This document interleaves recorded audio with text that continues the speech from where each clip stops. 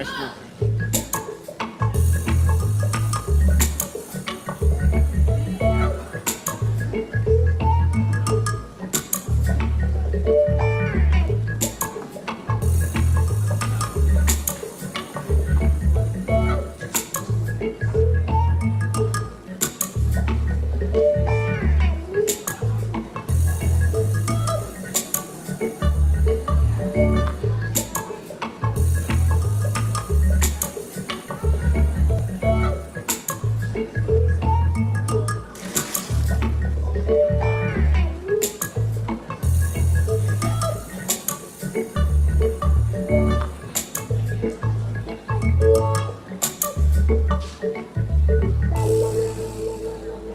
My name is Lyselle Walcott. I am a staff nurse at the General Hospital for the past 16 years. At the Infection Control Department, we do surveillance for communicable diseases or hospital-acquired infections. We do outbreak investigations. So any issues we have, we would investigate it, find out the cause, and we would do recommendations and interventions to all relevant departments. Thus far, with Mount Sinai, we are looking at ways of improving hand hygiene. Hand hygiene has been proven to be one of the most important practice you could do to break the chain of infection. Working along with Mount Sinai, I foresee that it will be a very good thing for us. They are looking into the products that we use, the practices that we do. Going forward, we'll be able to achieve a very high level of compliance and safety across the board for everyone.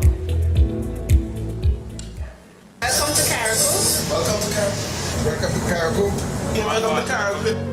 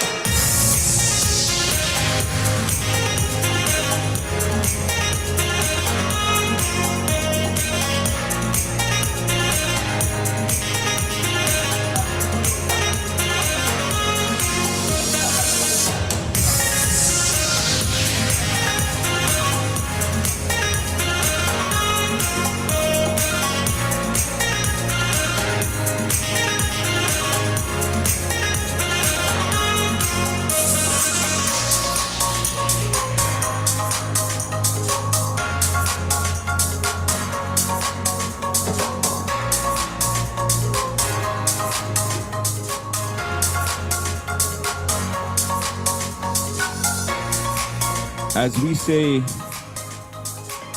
good evening to one and all locked on in New York and around the world. We are coming to you live from Medgar Evers College. Medgar Evers College here in Brooklyn, New York, as the start of the Diaspora Town Hall meeting, an opportunity to connect with Grenadians far and wide. My name is Junior George, and I would like to say again, welcome to everyone that's watching. It's going to be a very informative program here today. And right off the bat, we are starting with a gentleman who I have a lot of respect for. This man has been in every walk of political affairs I've known. He's a legend. Michael, how you doing? So much. He's a writer. He's so much different things. I can't even put it in one sentence. Mr. Michael, welcome to Ride Along Live, and thank you for being my first guest as we get ready to start this massive event here in New York. The pleasure is all mine, Junior, and I'm happy to be here to the Ride Along Massive, and we're ready to go. Absolutely, absolutely. No, we said that we're gonna start on time, and we are on time. We are exact. In fact, we're early. So I want people to take note. We are early, and we are inside Medgar Evers College.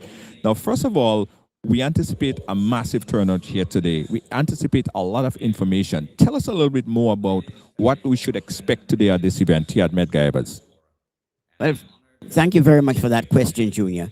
First and foremost, our Prime Minister, the Honorable Deacon Mitchell, is enjoying significant popularity both in the diaspora and back home. Our numbers tell us that he's in the 67 to 68 percentile, which is fundamentally high for a prime minister 3 years into his term, 3.5 years or a little bit into his term.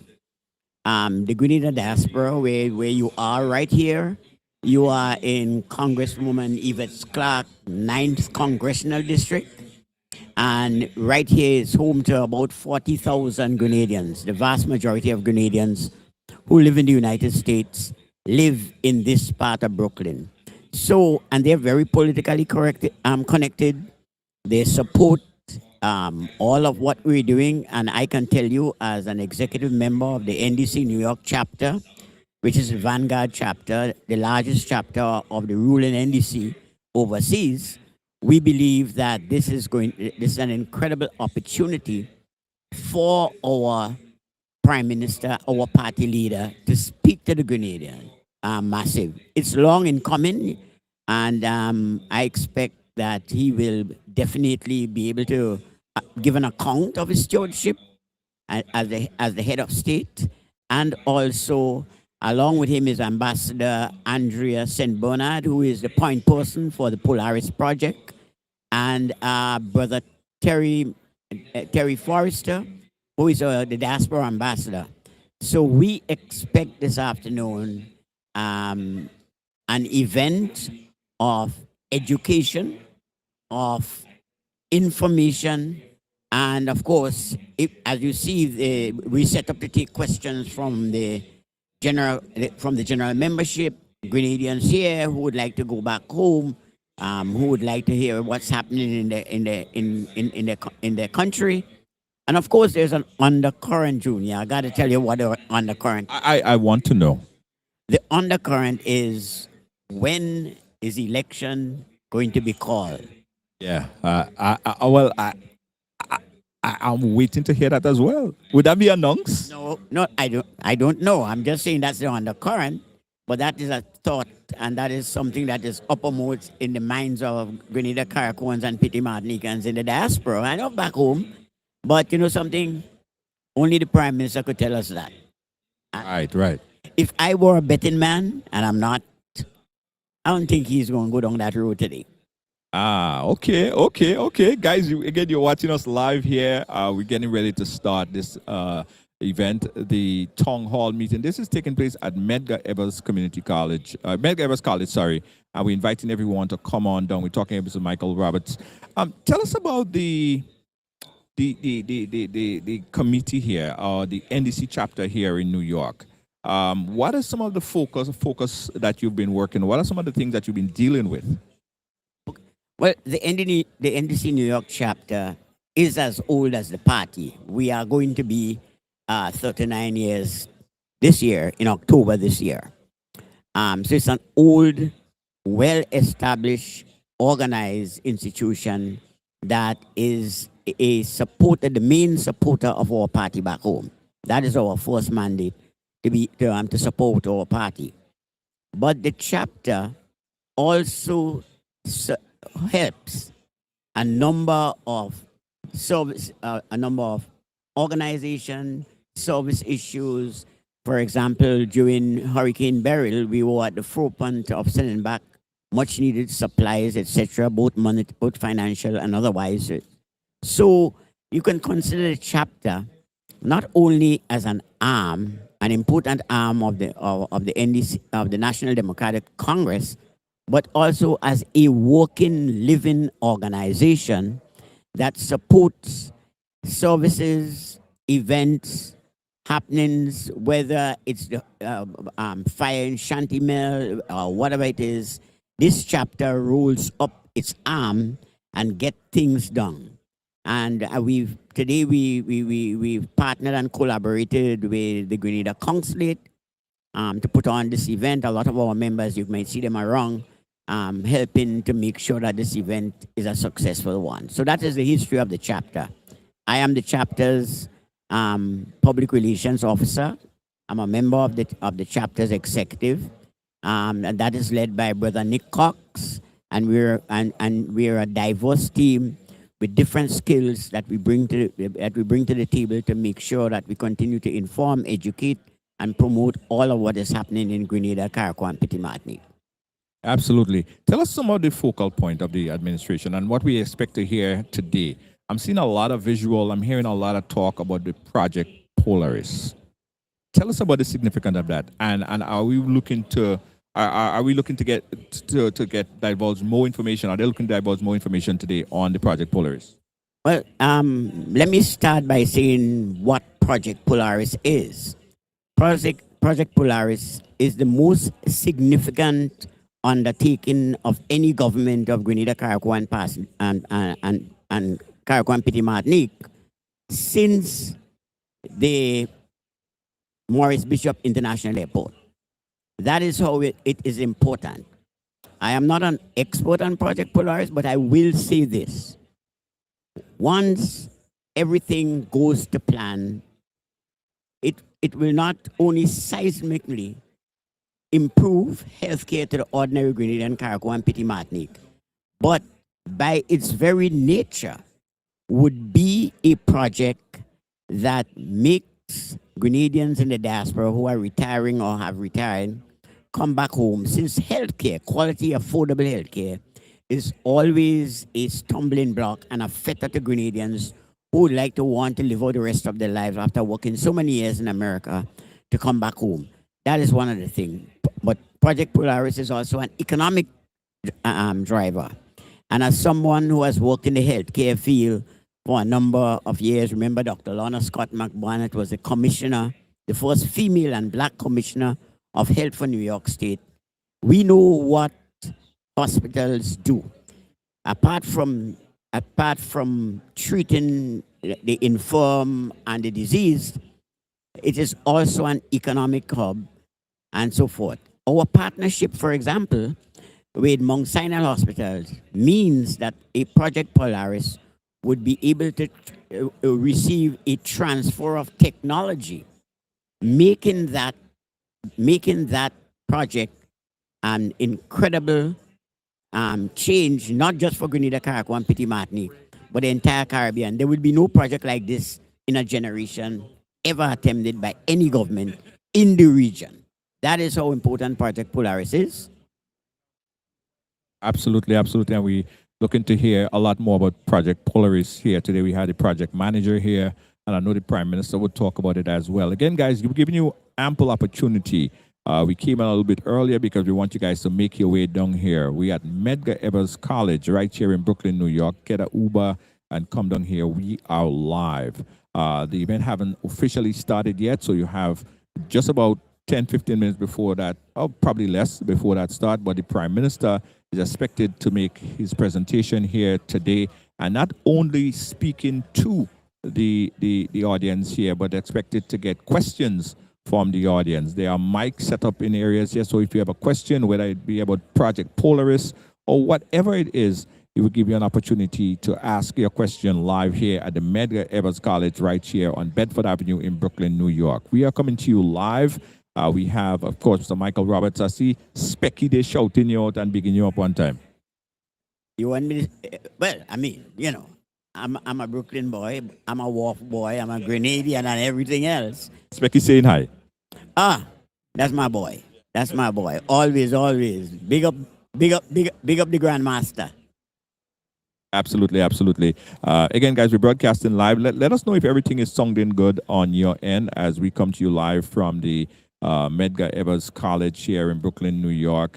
We getting ready right before the start. We testing everything, making sure that the audio is clean, making sure that the visual is clean, making sure that everyone could see, hear, and feel what the whole vibe here tonight. Just give us a thumbs up in the chat if everything is clear from your perspective. Any last word you want to give Mr. Roberts before we go on to some of the video feeds? Oh, sure.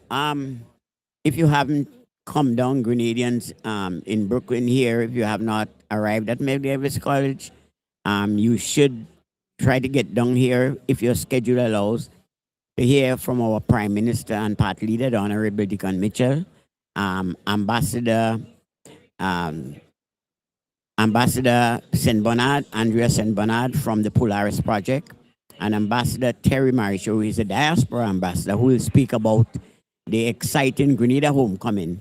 I want to close by bigging up right along and my brother from another mother, Mr. Junior George.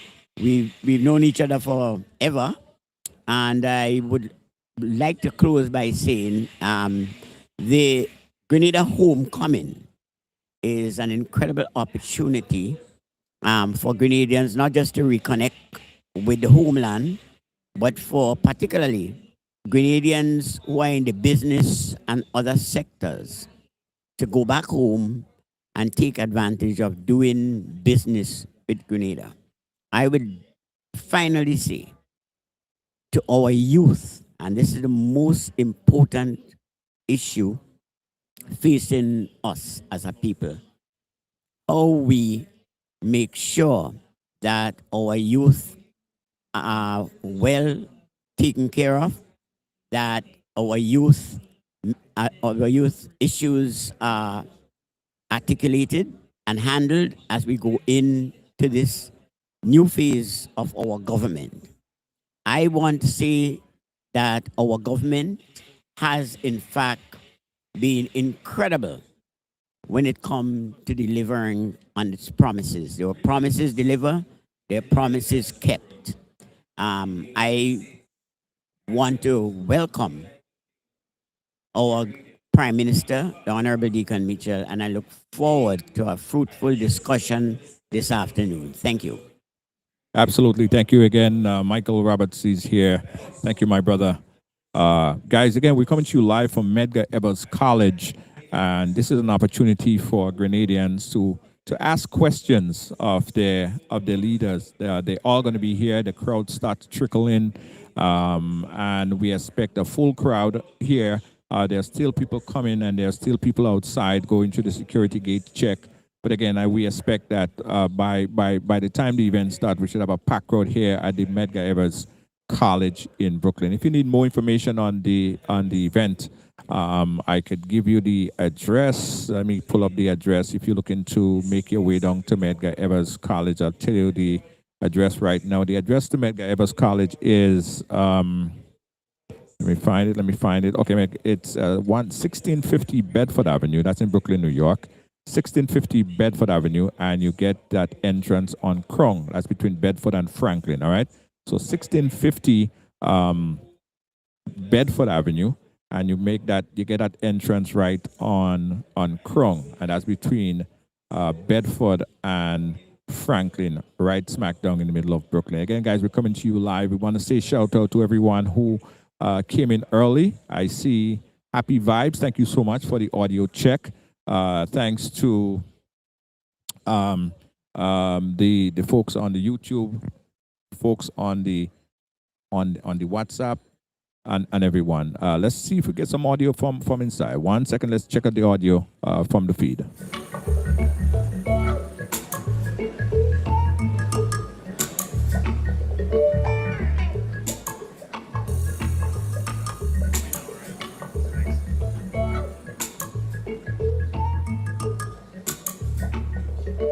I want to say hi and big up to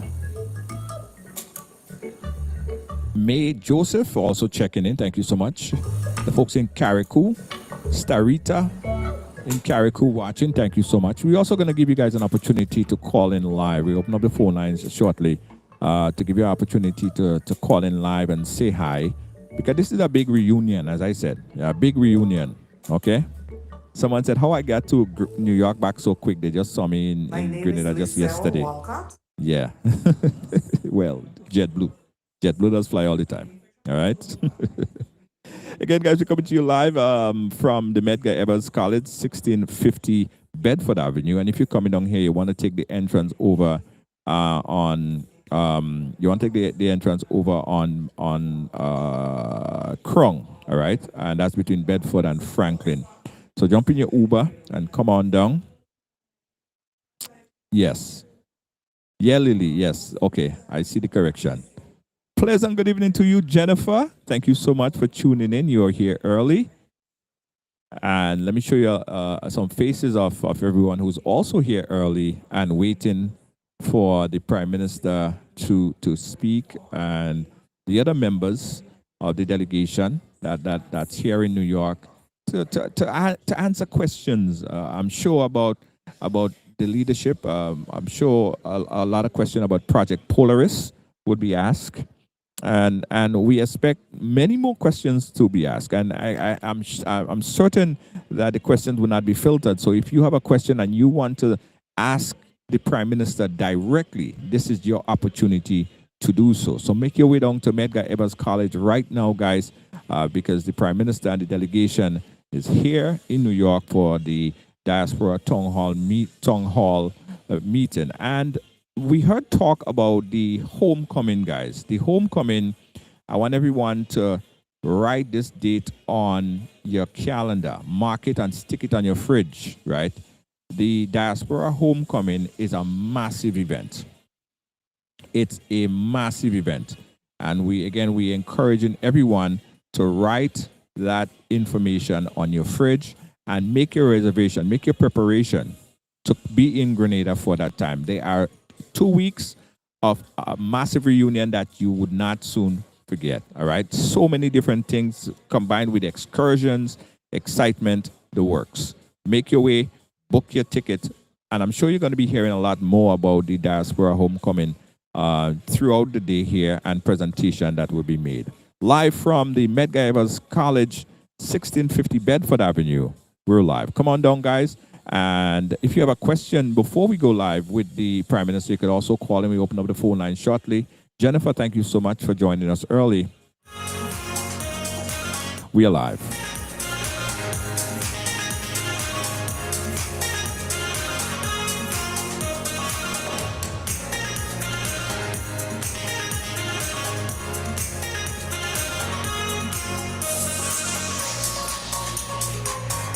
Okay, so this micro enterprise started 2 years ago. I don't know, yeah, 2015, more or less. No, it's 16 or 3 years ago. And what we were thinking is how to clean the environment and producing something useful for the people.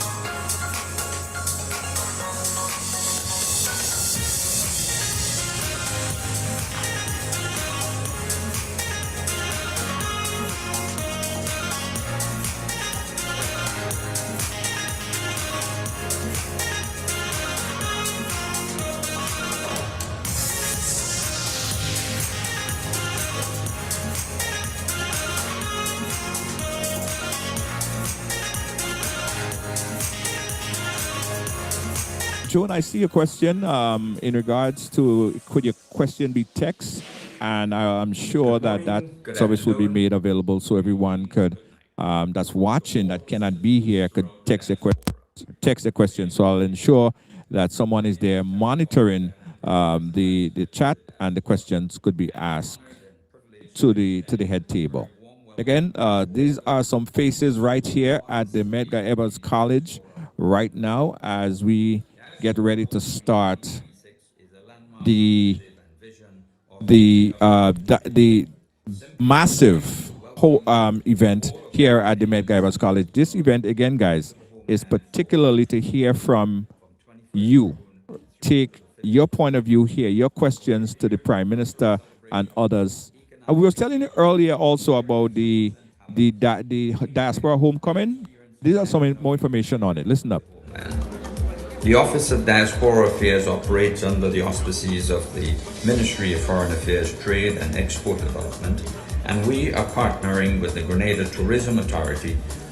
The purpose of Diaspora Homecoming is very simple. It is to reconnect with the homeland, celebrate our shared heritage, celebrate our culture, celebrate our food and drinks, reconnect with family and friends, explore Grenada, explore business opportunities, develop networking ties, And these are all part of the offerings to our diaspora citizen over the 2-week period in Grenada. Our citizens abroad are our most valued assets. We invite you, therefore, to share your skills, your talent, your knowledge, your expertise.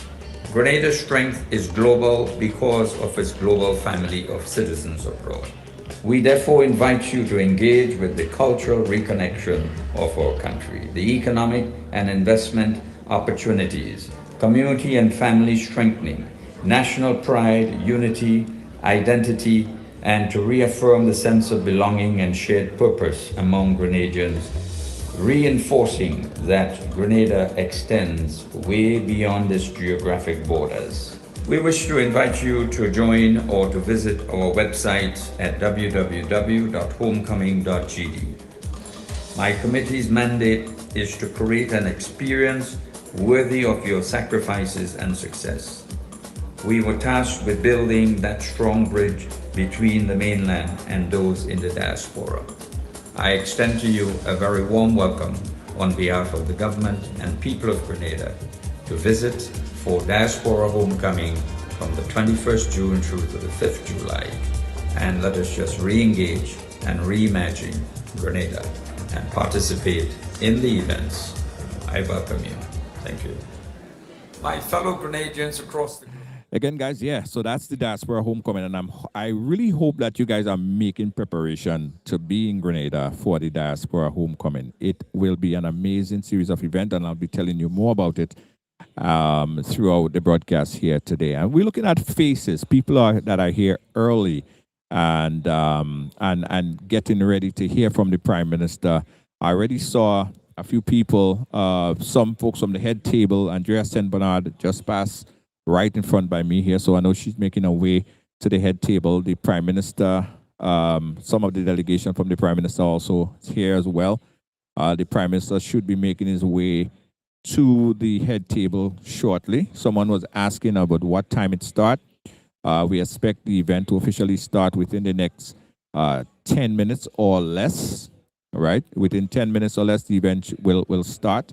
And the address is Medgar Evers College, guys. Medgar Evers College. We're located at 1650 Bedford Avenue, and you're going to come in from Krung. That's the entrance at Krung, all right? So it's right between Bedford and Franklin, right? Bedford and Franklin Avenue, right here in Brooklyn. Good evening to all Grenadian and all beloved Prime Minister. Okay, thank you so much. We see Lydia. How are you doing? Thank you so much, Lydia. Thank you so much for chiming in. Guys, if you want to shout out while we wait, you'll take this opportunity to do so, right? So shout out if you want to even preemptively ask some questions and talk about some things that are concerned, that you know are some of your concerns. You could call in. You could do that now. In fact, let us open up the phone lines so we just make sure that the phone lines are working. So when time for your questions to be asked, we know that it's fine. All right. So the number that you could call in, 718-701-5720. That's the live on-air number. You could call on WhatsApp, and you could also call on the direct phone line. The number again, 718-701-5720. Hey, good evening to you, Lydia, over there on YouTube. The folks over on YouTube, thank you for tuning in, chiming in.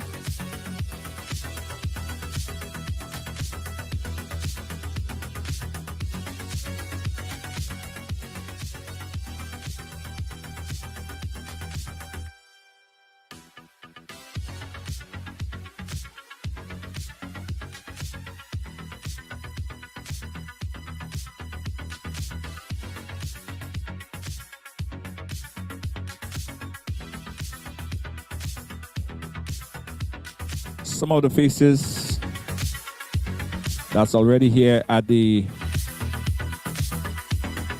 New York Town Hall meeting. An opportunity to engage, get your question asked, get your question answered.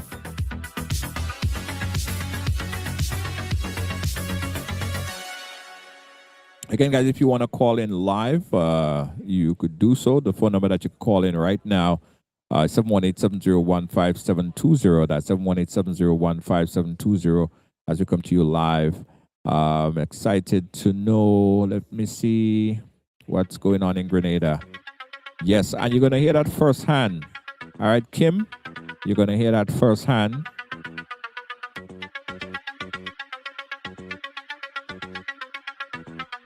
Hey, thanks to Ika Electrical, all the way in London, locked in from London. We're happy to bring you this live broadcast. Because we know when you're in New York, when you're in Canada, when you're in England, sometimes you feel like, you're left out of the conversation. But this is not going to happen now. Today, you will have an opportunity to be a part of the conversation and ask your question. For a long time, and this is something that we've been all talking about. For a long time, the people in the diaspora always felt as if the only thing that we're good for is to send barrels. And so it's good when we could hear, we could ask, we could come, and we could share our concerns. At the same time, the entire world have an opportunity to engage, right? Almost, it's like one-on-one, because I am here, going to be transferring and translating all the information to the head table, right? So you're going to get an opportunity to engage, even if you're in London, even if you're in New York, someplace, even if you're in Florida, wherever you are, right? You get an opportunity to do so. Denver, Colorado, you're locked on. Thank you so much, Denver, Colorado. And I know that some of you guys are getting ready and making your way, making preparation, booking your flight for the Diaspora homecoming, right? Yes. Get ready for the Diaspora homecoming. It's going to be amazing. It's going to be amazing. There will be so much things to do in Grenada during that period.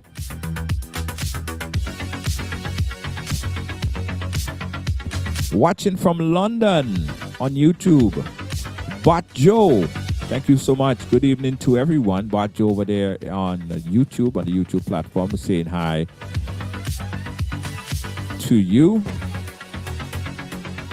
I also want to say hi to my Ride Along production team out there making it possible. Big up and thanks to Kennedy Tweet Phillip for ensuring that I am here, because let me tell you, 24 hours ago, as you guys know, I was sitting somewhere on the ATV in Grenada, and Twit called and he said, well, you have to be here. You have to be in New York.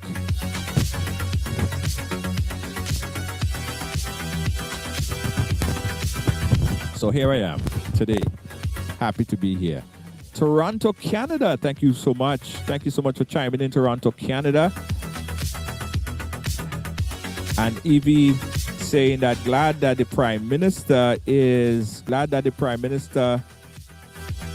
including everyone. I'm not Grenadian, but I'm married to one. All right. Thank you, Evie, or Ivy.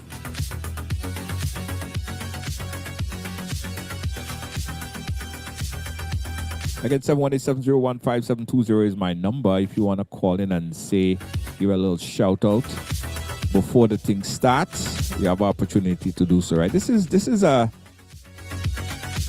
one-on-one engagement, This is a one-on-one engagement. All right? Absolutely.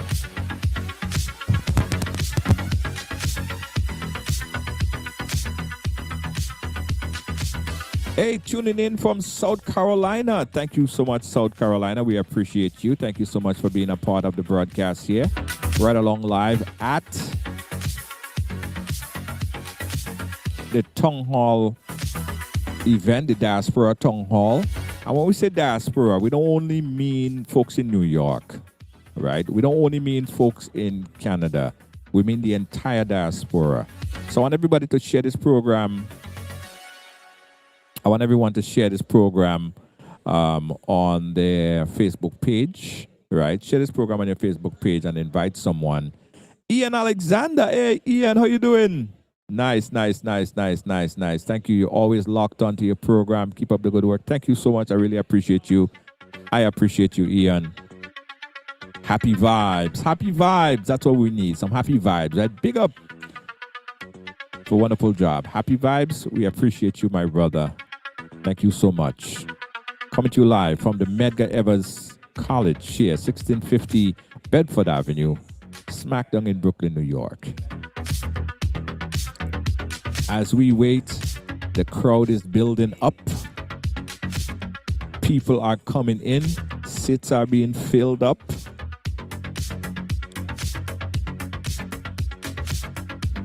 The delegations are making their way in. I was told that the Prime Minister is just about 5 minutes away. Yes, yes, yes. In the vicinity, about 5 minutes away.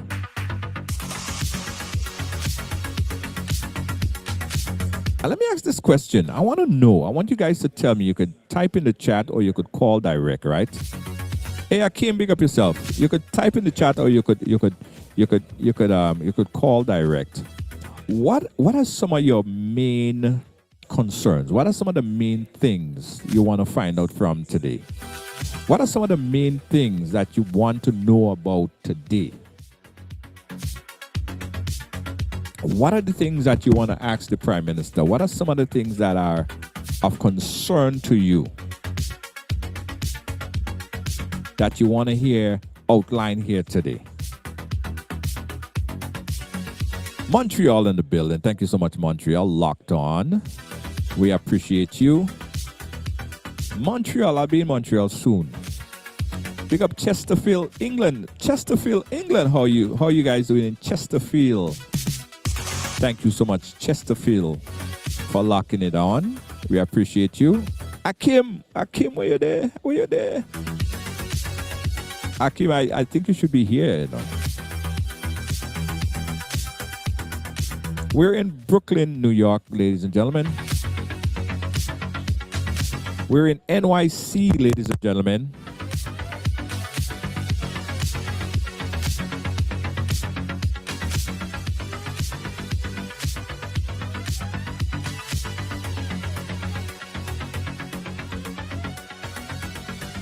And so much great things happening in Grenada, guys. So many great things happening in Grenada. And I want to talk to you guys really, really seriously about that Diaspora homecoming event that is happening. The Diaspora homecoming event. Now, this is an event. This is it's not only an event, it's a series of events. So much things are happening during that 2 weeks period. And it's going to be a massive reunion. It's going to be a massive reunion. Now, there are a lot of people who haven't been back to Grenada for 5, 10, as much as 15 years. Hey, Karen Archibald, how you doing? You haven't been back in Grenada for 10, 15, 20 years. Or you probably only come to Grenada during a certain period of time. But the Diaspora homecoming event is an event that really geared to reunite you to Grenada in a different kind of way. In a different kind of way. Not only Grenada, but Carriacou and Petit Martinique. So much excursions. Excursions gonna be happening. In fact, we are even participating and assisting with the excursion, providing ATV tours with special rates and special discount for the folks coming back for the Diaspora. Right? The room started to get really quiet.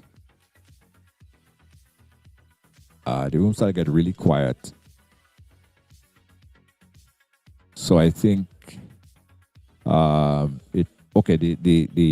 dignitaries are starting to make their way. Okay, they start to fill the head table. Yeah, start to fill the head table. Okay, let's go. Okay, let's go to the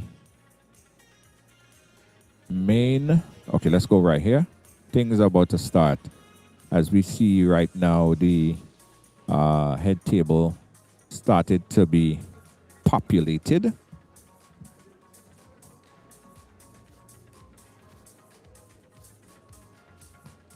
See Andrea St. Bernard right there. See the Consul General of Grenada.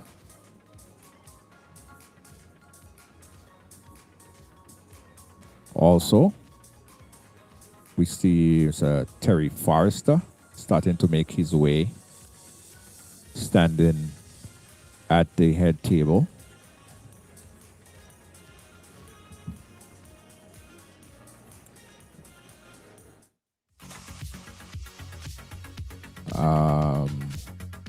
Other members of the head table. And again, you know what?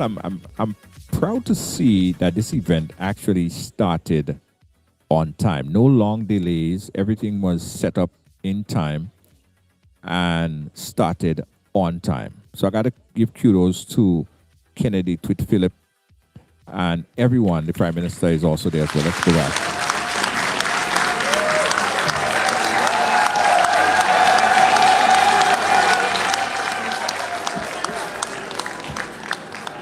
Ladies and gentlemen, and everyone in the room, everyone viewing on the various internet platforms, good afternoon, good day, good night.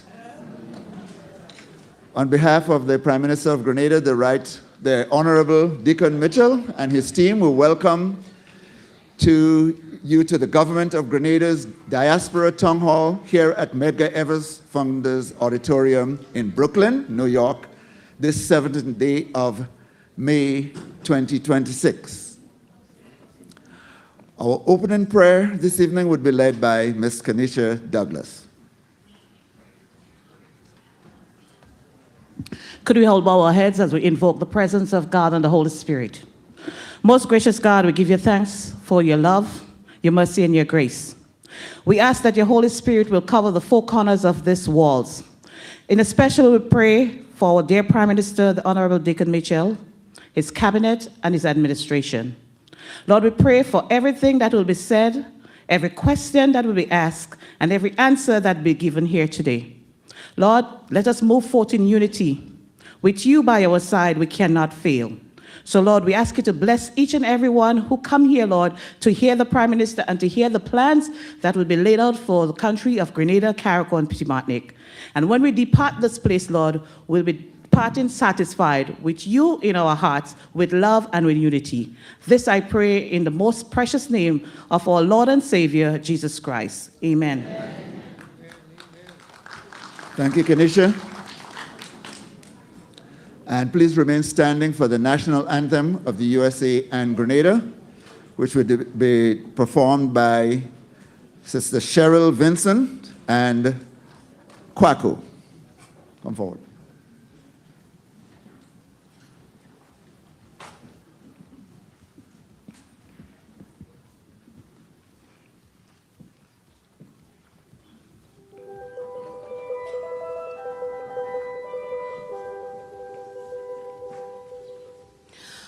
Oh, say, can you see by the dawn's early light what so proudly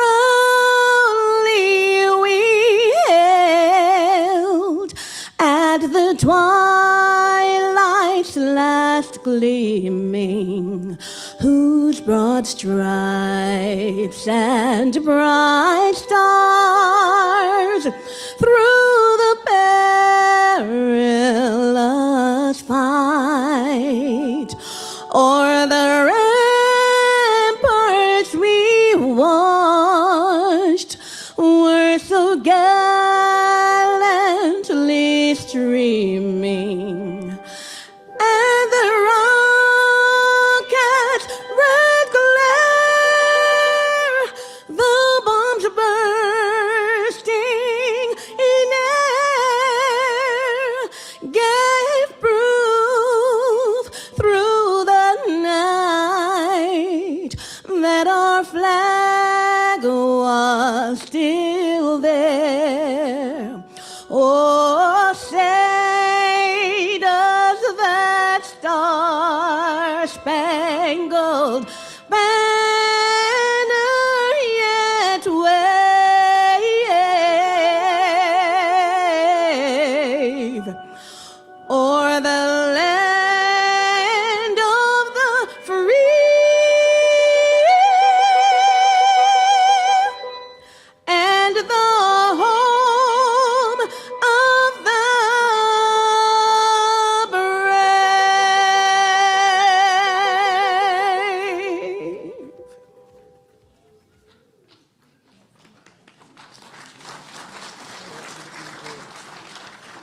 And now, please join me for the anthem of Grenada, Carriacou, and Petite Martinique.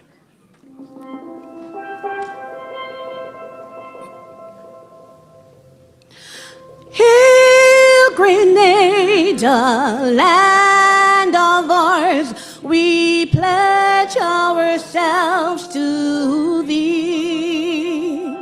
Heads, hearts, and hands in unity to reach our destiny.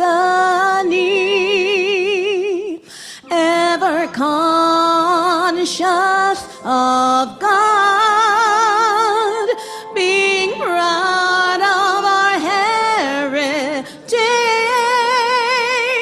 may we with faith and courage aspire, build, advance as one people, one family.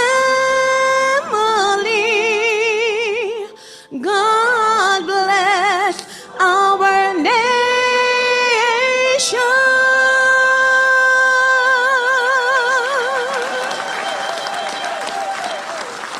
Thank you. Thank you, Cheryl and Kwaku. I would like to acknowledge the Prime Minister of Grenada, Carriacou, and Petite Martinique, the Honorable Dickon Mitchell, and his team.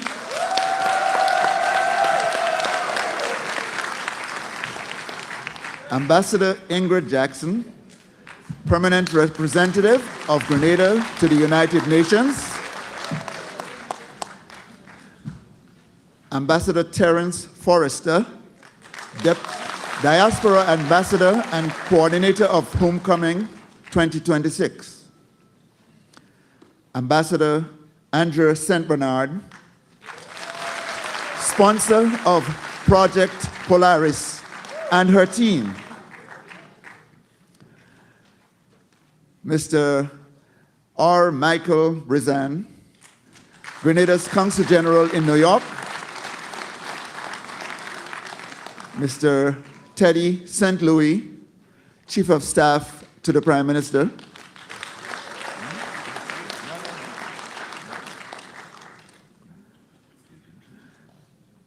Ladies and gentlemen, our Consul General, Mr. Michael Brizan.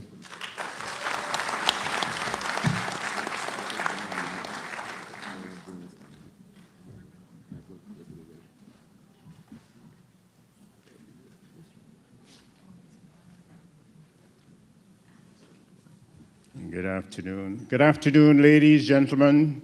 Good afternoon, those present here, those viewing online, those at home. Honorable Prime Minister, Honorable Dickon Mitchell, Prime Minister of Grenada, Carriacou, and Petite Martinique. Welcome all. And before I go any further, I anticipate that at our next town hall meeting, if each one tell one, if each one bring along one, we will need a bigger venue. And I wish you will take me up on that. And if at all, let's make it happen. Thank you for coming out here this afternoon, taking time from your busy Sunday afternoon. But before I go into anything further, I think my role as Consul General, I probably should give you some hints as to some things that we, especially in this climate, probably should be aware of. We, as Grenadians, proud Grenadians as we are, we like to demonstrate our Grenadianness at every opportunity that we get. But there are some instances where probably it's not advisable in this climate that we do so. For instance, if you're traveling out of Grenada, out of the United States, to Grenada, and you're the holder of a US passport, it is advised that you use that passport on both legs of your travel. I know how we feel about presenting a US passport to immigration authorities in Grenada, and to have that passport stamped 6 months. We have to recognize and appreciate and understand that at that point in time, you're presenting yourselves not as a Grenadian, as much as we are not denying you your Grenadianness, but for immigration purposes, you're presenting yourself as a Grenadian, as an American, sorry, and as such, you will be stamped 6 months. That does not mean, however, that if you were to go beyond 6 months, that immigration will be out there on a hunt looking for you, like some other people do here. I'm not going to call names. But it's cold sometimes, and sometimes we like ice and no tea. We'll drink. So we will not go looking for you, but for the purpose of not complicating your issues here, we would advise that you use one travel document, the same travel document for your outgoing and your incoming. There are many other things that I can, give you some suggestions on and some advice, but time is limited this afternoon. So the next advice is that you keep in contact with us at the office. Keep in contact with your consulate so that we can help you in clarifying some issues. We can help you in providing guidance on some issues so that you don't end up on the wrong side of things. We can also provide you guidance and assistance and make connections for things like returning nationals. So make use of us for those items and for any other. We also too would like to hear from you so that you too can give us feedback of what's happening on the ground. We do not always get this opportunity to have a gathering like this, so I use this opportunity to stress just those few. Thank you for coming out, and thank you in advance for keeping in contact with the consulate, keeping in contact with us, sharing with us as we share with you. We are in this for the interests of Grenadians here and Grenada at home. We are not in the business of, as I have experienced, some people are intimidated or timid about contacting us because sometimes they're not clear as to where we stand. But I make it clear to you all that we stand on the side of Grenadians and on the side of Grenada. We seek the interests and the well-being of Grenada and Grenadians. So keep in touch with us. Share the message and make us fill this hall, our bigger hall, next time around. Thank you all.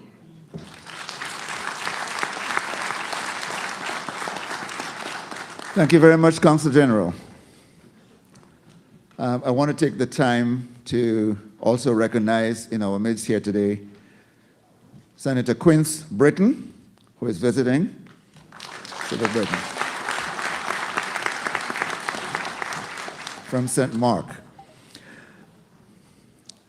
Ladies and gentlemen, again, the permanent representative of Grenada to the United Nations, Ambassador Ingrid Jackson.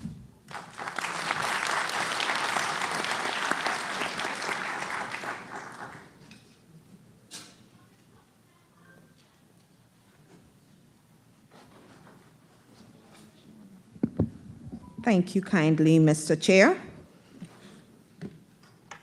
Honorable Prime Minister and other members of the head table, already established by protocol, fellow brothers and sisters of the Grenada Diaspora, I am always excited, thrilled when I'm amongst you.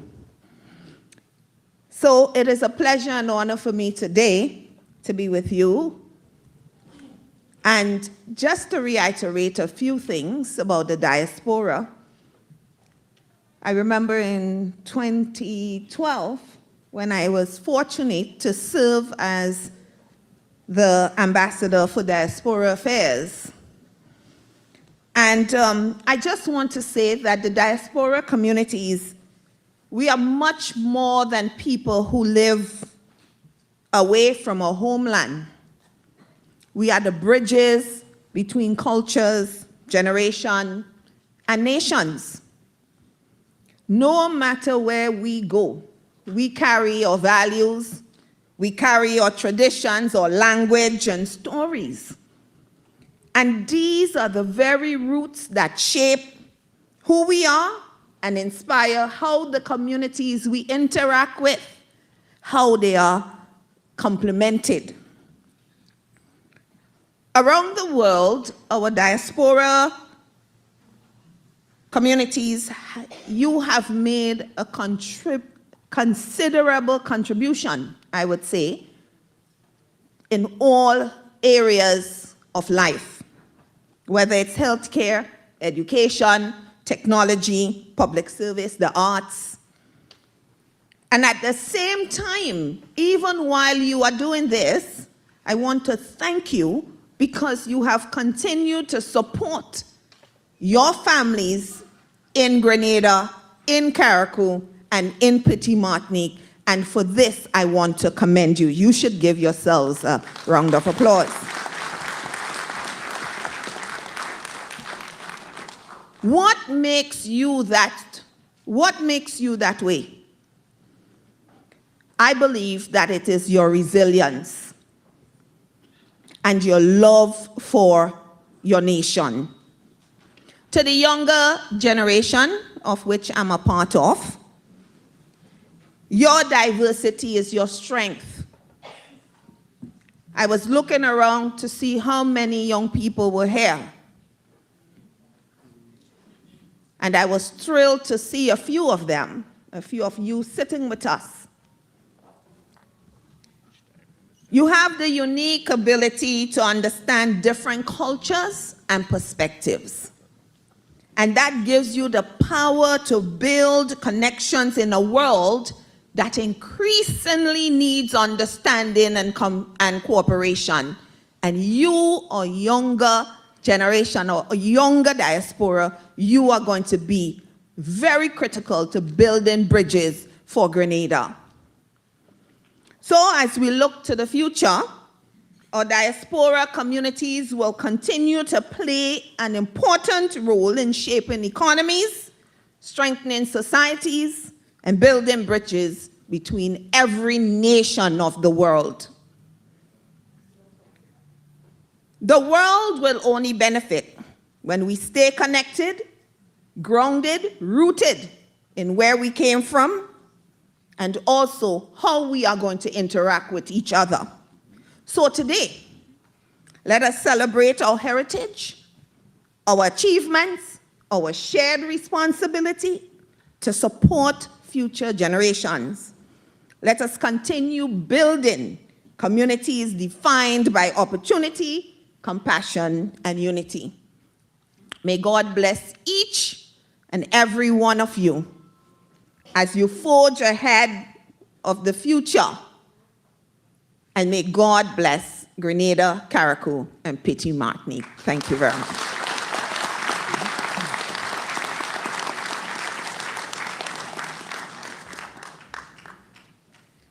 Thank you, Ambassador. And now, ladies and gentlemen, I present to you the Prime Minister of Grenada, Carriacou, and Petit Martinique, the Honorable Deacon Mitchell.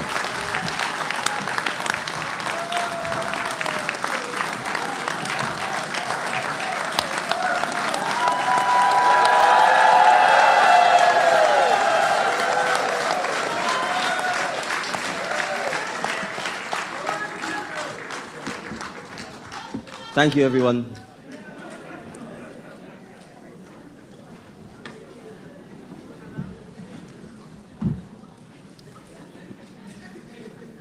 Good afternoon, everyone. Good afternoon. Thank you very much for the very warm welcome. I'm indeed happy to be with you this afternoon. In the interest of time, I recognize all of my colleagues who have been identified already as part of the delegation. And I thank you for giving me the opportunity to be with you and to share a little bit about what is happening. We are doing it a little different. There will be no extended speech or presentation by myself. I'm acting as the moderator of the rest of the town hall in American football language. I'm the quarterback for this afternoon. So we will do two main things. One, we will talk about the Diaspora Homecoming.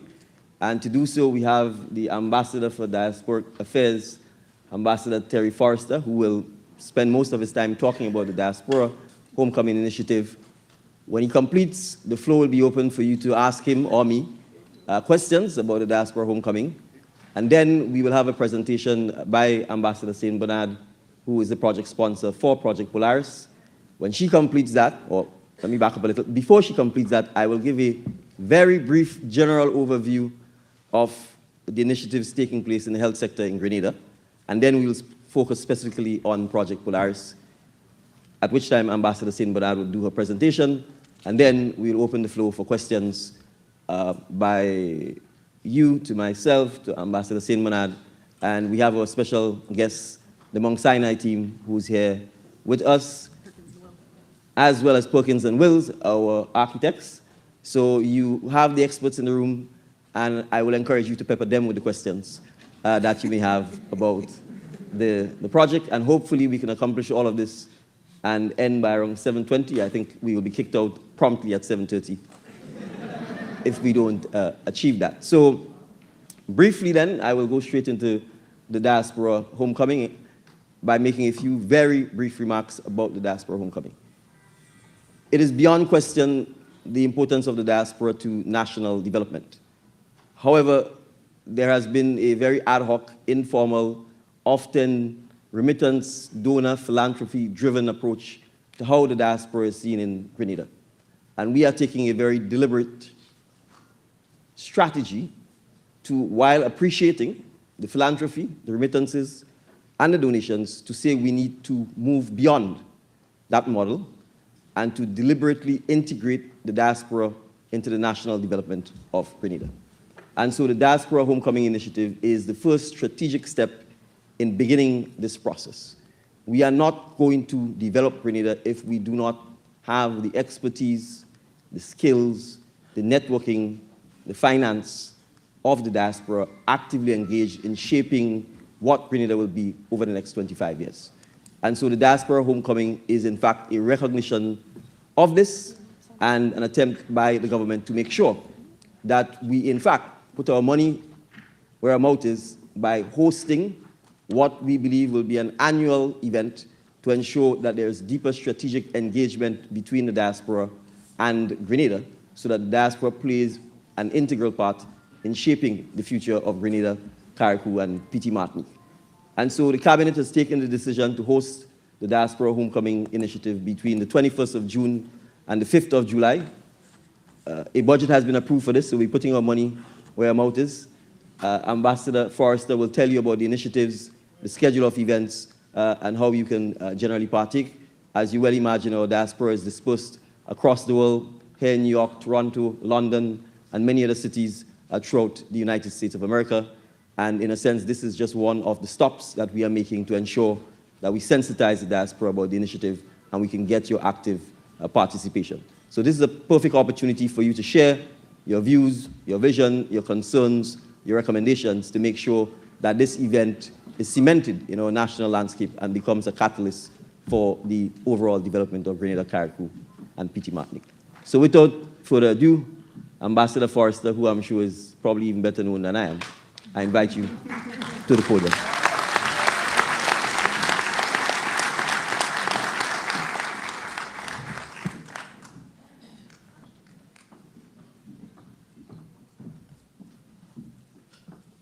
Thank you. Should I say thank you, moderator, or thank you, Prime Minister?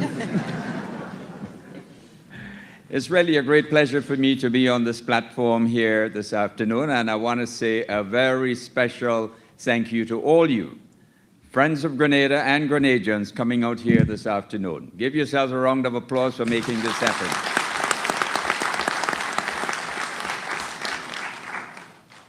Let me say that Diaspora Homecoming is a landmark initiative of the government of Grenada designed simply to welcome Grenadian citizens abroad back to the homeland for a 2-week period of celebration, economic engagements, sharing of skills and talents, and experiencing national reconnection with the homeland. This initiative by the government of Grenada marks a strategic shift from viewing the diaspora primarily through remittances, shipping of barrels, etc., to now engaging them as full partners, in fact, engaging you as full partners in the developmental process, transforming rhetoric into reality, transforming the relationship from remittances to engagement, reconnecting with the soul of Grenada and Petit Martinique. Coming home is therefore one of giving back and showing your commitment to national development. Grenada is strong because of its global family, and because our family is global, we welcome you home. I stand here today not just as Ambassador for Diaspora Affairs. I'll take that again. I stand here today not just as Ambassador for Diaspora Affairs, but as a Grenadian who understands that our nation is bigger than our geography. Our nation includes the entire world, where our people have built new lives while keeping Grenada in their hearts. My committee's mandate is to create an experience worthy of your sacrifices and successes. We were tasked with building a strong bridge between the mainland and those in the diaspora, to reconnect with the homeland, celebrate our shared heritage, celebrate our culture, celebrate our food and drinks, reconnect with family and friends, explore Grenada, explore business opportunities, develop new networking ties, share your skills and talent, your knowledge and expertise, and don't forget to visit our events. These are all the things that will make Grenada stronger. And I say all of this in alignment with the transformation agenda of the government of Grenada, and indeed in alignment with Vision 75. Vision 75 simply means the road to Grenada's development come our 75th anniversary of independence. I'm sure Prime Minister will, or our moderator will elaborate on this much more later on. This is truly an exciting time for Grenada and Grenadians as we prepare our minds to the fact that after 52 years of independence, it reminds us that our foreparents and forebearers raised the flag of courage, determination, and self-governance, thus forging the destiny of our Isle of Spice. Today, that flag flies not only over our beloved Grenada, Carriacou, and Petit Martinique, but it flies in the hearts of every Grenadian, wherever you have planted your roots, no matter what part of the world you are. The Grenadian story in the diaspora is one of remarkable strength, courage, determination, and soaring achievement. Diaspora Homecoming is a vision of Prime Minister Deacon Mitchell and a powerful call of unity and shared purpose. Our global family of Grenadians stretches across the globe, reminding us all that we are intertwined and committed to the homeland. The spirit of Grenada, therefore, unites us through our shared heritage. I want to, at this point in time, ask that the calendar of events be placed so that I can go through the... Oh, so it's right here. And I would now take out my glasses if you'd allow me. Right, so we start off first of all on June 21, arrival day at the airport. Of course, I know many of you would arrive maybe long before, but on that day, the airport will be transformed into a place of grand welcome, steel band music, and having taste. There is a special product on the market now called Jab Oil. I don't think you have tasted it yet. And it would not cause smoke to come out of your ears. I've tasted it myself. It's going down pretty smooth. So there'll be this grand welcome at our airport. On the 22nd is registration day. Tuesday the 23rd, a welcome reception hosted by our Minister of Foreign Affairs, Trade and Export Development. Wednesday 24th, Carriacou and Petite Martinique homecoming excursion. It's a 2-day excursion, Wednesday, Thursday, and you will get the special Carriacou welcome. I'm told Carriacou welcome is different to Grenada welcome. Am I right or am I wrong? So the Honorable Tevin Andrew is putting all in place to ensure that he reminds you of the Carriacou welcome. I understand that there will be a lot of specials for your attention. Now, we have negotiated with the Osprey, and they have given a special rate to you of $120 EC, about 30 US, to travel to go to Carriacou and back. That's a great deal. It's a great, great deal. And when you get to Carriacou, there is going to be excursions throughout Carriacou, and it's only going to cost you $20 US. And you can have a full tour of Carriacou. And when you're through with that, then Paradise Beach will be transformed into a place of full enjoyment, music, and enjoying what Carriacou is going to offer you. So that's for 2 days. You also would have the opportunity while in Carriacou, you can overnight if you so wish. Or you can come back with the boat in the evening and go up again the next morning. It's totally up to you. But there'll be accommodation if you wish. So make your bookings early so that you can participate in that Carriacou excursion. Friday the 26th, there'll be local mainland excursion. That excursion will take you to several projects which have already been completed, some still in the process of being completed. Project Polaris, that will be one of the sites, and government has developed so many schools, refurbished plus built schools in Grenada, several of them. Those will be on the agenda, and several other national projects. Saturday the 27th, TAMCC College is having a special event, so you're invited to participate. Of course, there'll be a cost. The Sunday the 28th, we have Spice Replanting Day. That is in collaboration with the Grenada Nutmeg Association and the Ministry of Agriculture. That is going to be a very interesting day when we ask you, visitors, to participate in the replanting of spice trees. You know, in 2004, we had Hurricane Ivan, we had Hurricane Emily, recently, just last year, July, beginning of July, we had Hurricane Beryl. We've lost a lot of spice trees. And from 2004, not much replanting of spice trees took place. That was a commitment made even during the campaign of then political leader Deacon Mitchell, made a commitment to the nation that he will engage his government towards replanting and restocking Grenada with spices. We can't be called the Isle of Spice and we ain't have enough spice trees.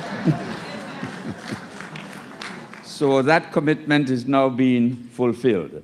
So that's on the Sunday. So what we'll do, in collaboration with the Ministry of Agriculture and GCNA, the Grenada Nutmeg Association, various sites will be identified throughout the country, and you will be told where these sites are. You can come on out, help plant a tree, and then you can also plant a post in there with your name on it, and come back in a couple of years' time and see how well it has progressed. That, in my opinion, will be a much-needed trip for you to make to Grenada at least once a year to water the trees. So that is going to take place on Sunday the 28th. We also have Montmorris Breakfast. Most of you may have participated in this before. Montmorris Breakfast, it's well known, very famous. Then there is Rhythm and Spice. It's a brunch experience. Then on Monday the 29th, you have the Community Initiative Give Back Day. Many of you might be professionals in different fields, healthcare, engineering, skills, whatever it is. That's the Give Back Day. We have lots of areas in Grenada and lots of opportunities for you to give back your skill, your talent. We are in the process of identifying precisely what areas we are going to be looking at. And we have beaches that we would need your manpower for cleaning. We have rivers where some of them are overgrown by small trees. You can participate in so many things. We have schools, maybe a classroom may need painting, a police station may need painting. They wouldn't keep you. So there will be something for you to participate, maybe doing blood pressure checks if you're in the medical industry, doing sugar checks, etc., and that sort of stuff. And if you have skills and you wish to participate in a small training session with young people, showing them how to maybe just read a tape measure, you would not believe. That is very important. To get to 1/16 and 1/8 and a quarter and a half, a lot of people don't know that. So this is part of the give back experience, and I'm sure you'll be happy to participate and give of your skills and talent in that area. So we move down to Tuesday, the 30th, Diaspora Forum and Marketplace. The last 3 days essentially speaks to the business part of the entire calendar of events. This is where we are inviting you, if you have small business, medium-sized, large business, get onto our website. It is homecoming.gd, and you can register your interest to participate. This is where business deals are going to be taking place. This is where you're going to meet clients. This is where you will engage individuals who may want to purchase your products. So we're inviting you to come on in and let us know what you plan to showcase in Grenada. The government of Grenada has kindly consented to give duty-free concessions on your products coming in, and whatever props you may need for displaying those products, duty-free concessions will be granted. I trust that you would take advantage of it in a good way, because samples are samples. Okay? So take advantage of this. I got to move quickly on because time is not on our side today.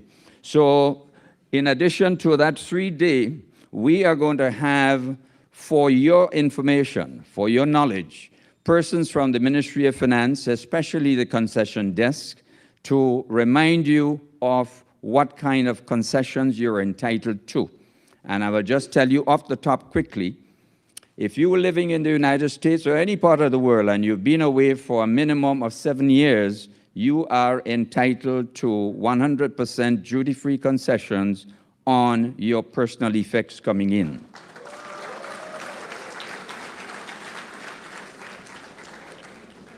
What is also equally interesting, the personal effects that you bring in does not have to be old. You can purchase new items when you're shipping it in. The same goes for your vehicle. You don't have to bring home the old banger you've been banging about with. You will get a 50% duty concession on CET, CSC, and VAT. That is if it is using gasoline or diesel. If you choose to bring in an electric vehicle, then you get 100% duty concessions on CET, CSC, and VAT.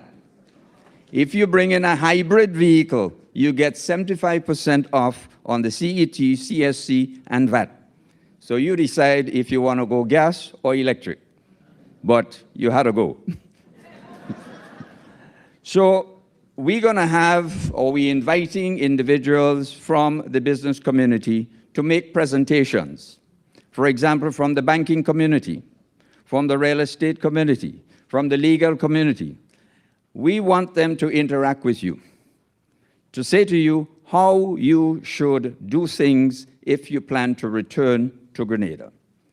Real estate brokers will outline to you exactly what conditions are. The lawyers will also share with you precisely how you should go about it. And I want to just make mention of the fact with lawyers, I know we have one on the platform to start with, but always when you engage an attorney, the upfront question is, what is your cost? And don't be afraid to negotiate the cost. And if after negotiating, you still don't fit your pocket, you can go to the next one next door. Okay. Real estate brokers will obviously share with you properties that they have. Bankers will be able to share with you how you go about accessing loans. The banks, they have their own fiduciary responsibility, so they have to safeguard deposits made to the banks. A lot of our banks in Grenada are very liquid, but their hands are still tight with respect to loans. Our responsibility is to put pressure on the banks to allocate a portion of that funding towards true and real national development. We're going to be having talks about our oil and gas. What is the status of our oil and gas at this point in time? The chairman appointed by the cabinet will make a presentation to share with us on that. And we will have several other presentations that would help to edify you and educate you as to the process of returning home without all the fuss and stress and running left, right, center, etc. As a matter of fact, I know many of you complain when you come to Grenada and you have to go on the port in order to clear goods, you have to run in this office, that office, another one, and finding brokers. Well, we're trying to put an end to that. We're trying to say to all of the people who are offering services in helping you to clear your goods on the port, try and centralize yourselves.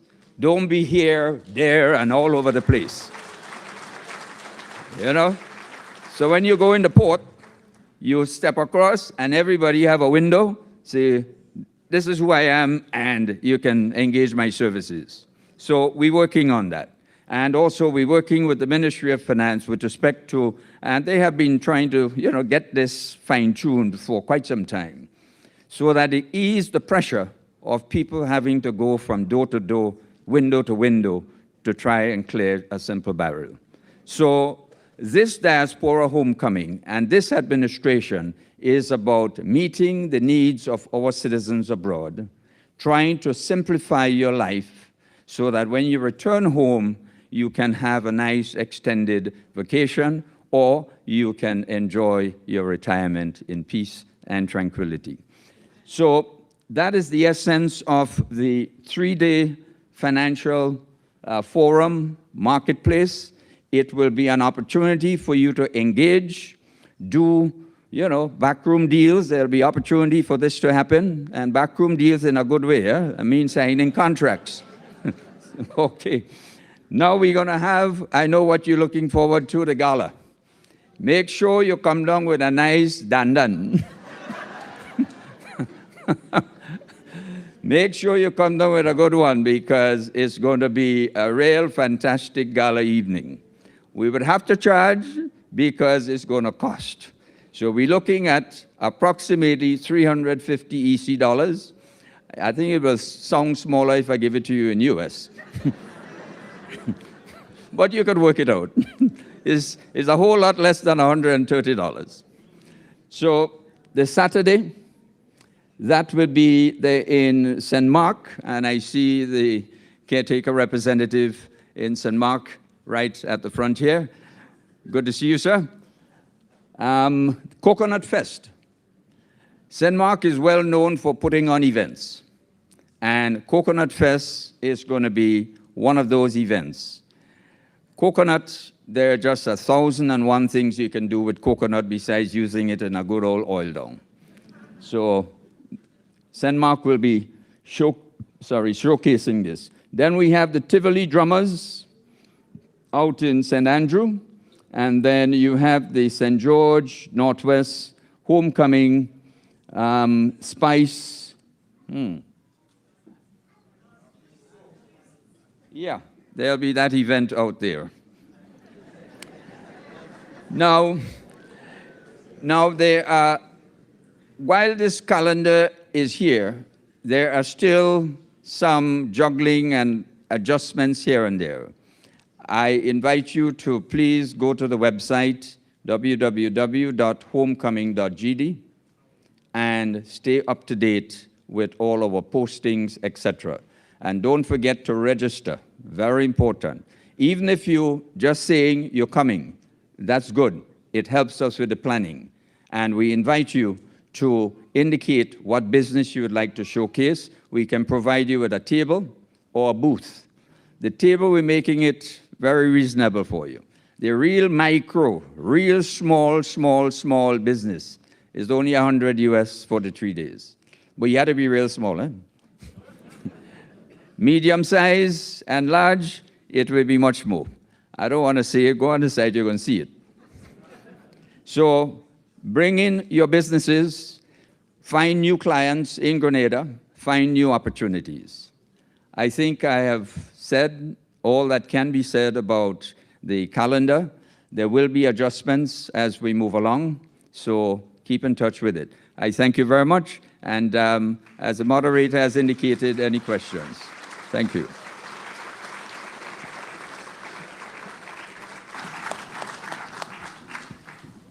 I welcome any questions at this point in time, in the interest of time. Well, it's good to know that there are no questions. Probably there was clarity. Yes. Well, thank you. Thank you very much. Thank you.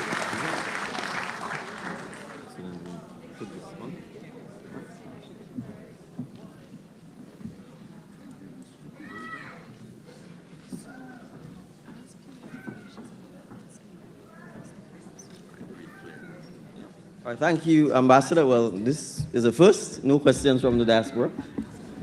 So we thank you for your very clear presentation.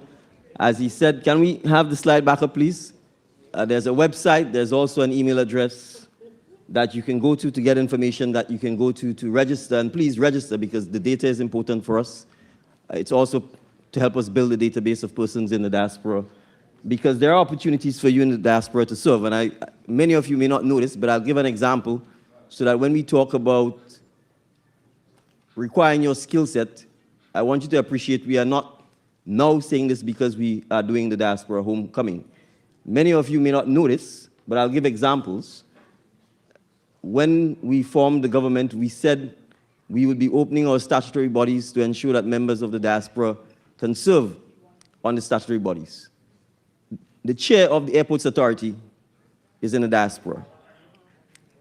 And she's a woman. Her name is Sean Nakado. She chairs the Airports Authority.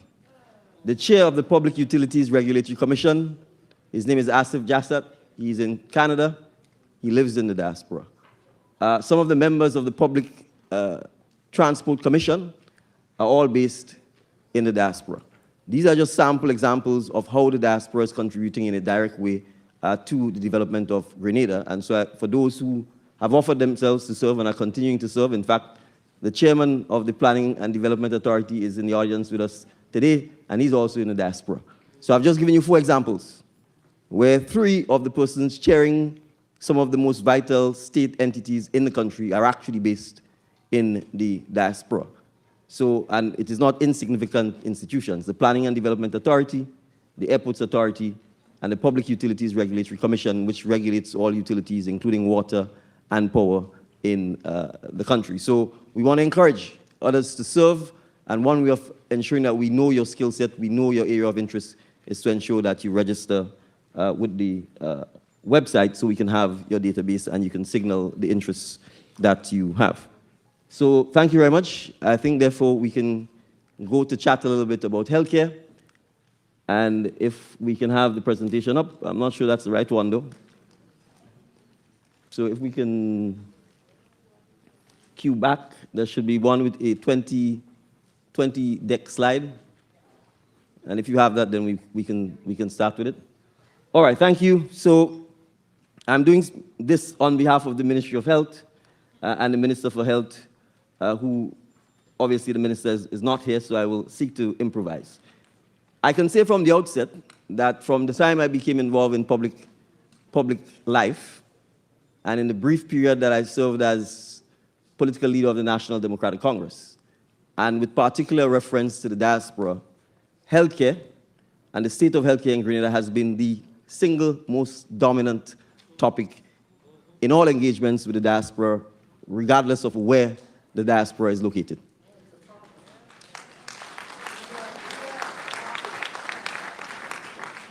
And equally so, in the tri-island state, if you poll the population, the state of healthcare is also, by far, the single most dominant topic and the area that persons express the single most concern about. I don't view this as negative, I view this as an opportunity. It's an opportunity to show that the government understands what the population cares about, what Grenadians care about, and what we as an administration need to do to ensure that we address this and create the opportunities that the concern creates. So yes, our goal is to transform healthcare throughout Grenada, Carriacou, and PT Martinique. And as you can see, your health matters. Every Grenadian, I didn't say every person in Grenada, I said every Grenadian deserves safe, reliable healthcare. And that includes the diaspora.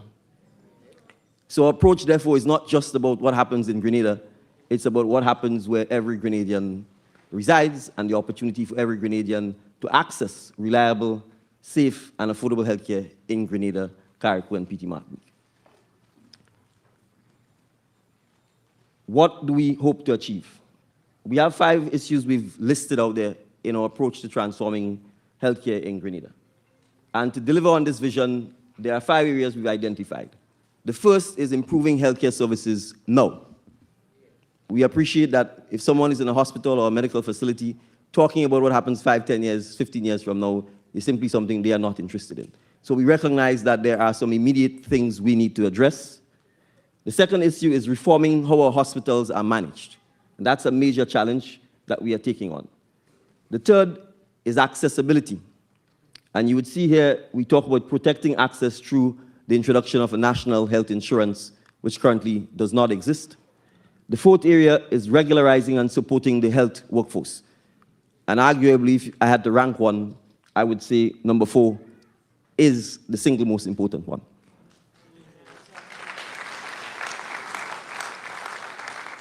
And then the 5th is building a modern hospital for the future.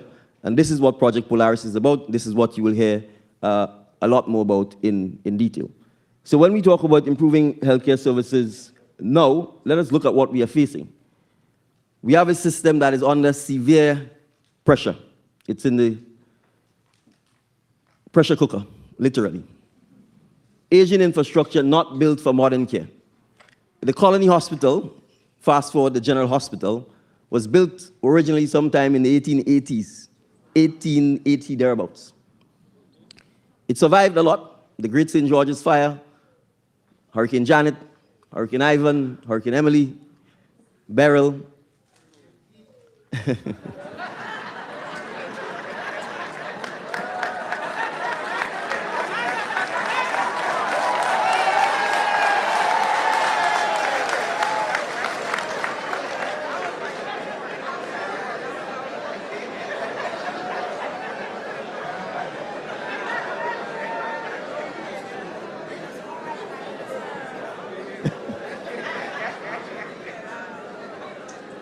So yes, it survived that as well. So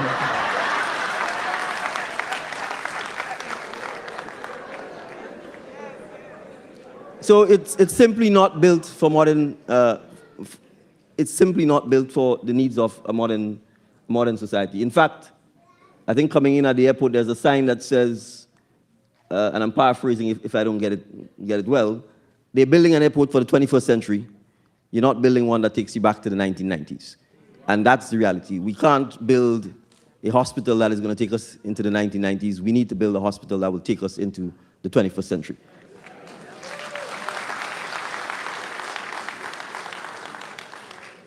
And so overcrowding, inefficiencies, from a services delivery point of view, very limited specialist services, long wait times, workforce shortages, weak systems and data. And that latter part is a significant challenge to modernizing healthcare in the country.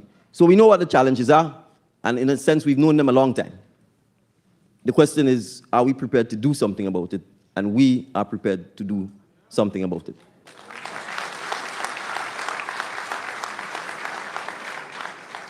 And so we have no choice. We must act now. In fact, the window of opportunity, in a sense, we're lucky. What we are doing now should have been done 15 years ago.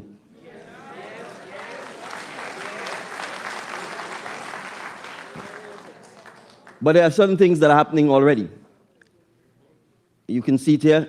Radiology hours have been extended. The pharmacies are open from 7 a.m. to 7 p.m. Those are things you may take for granted. But if it closes at 3 or 4 p.m., most people actually exit work at 4 or 5 p.m. More doctors in our communities, and this is a critical issue. Simple things like having dental services nationwide did not exist before we got into office. Now there are dental chairs at each medical station island-wide.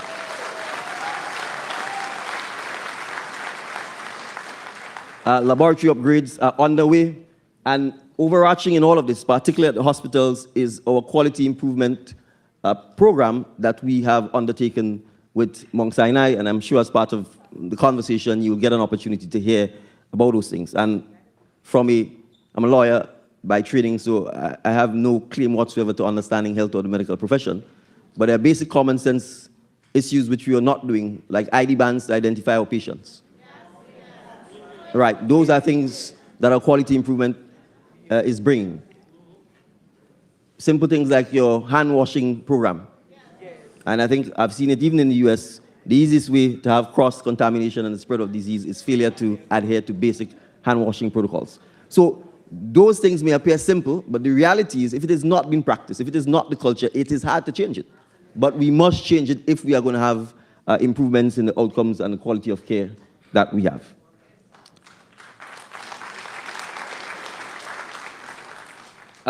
The physical infrastructure, not just at the hospitals, but throughout the nation has been a challenge.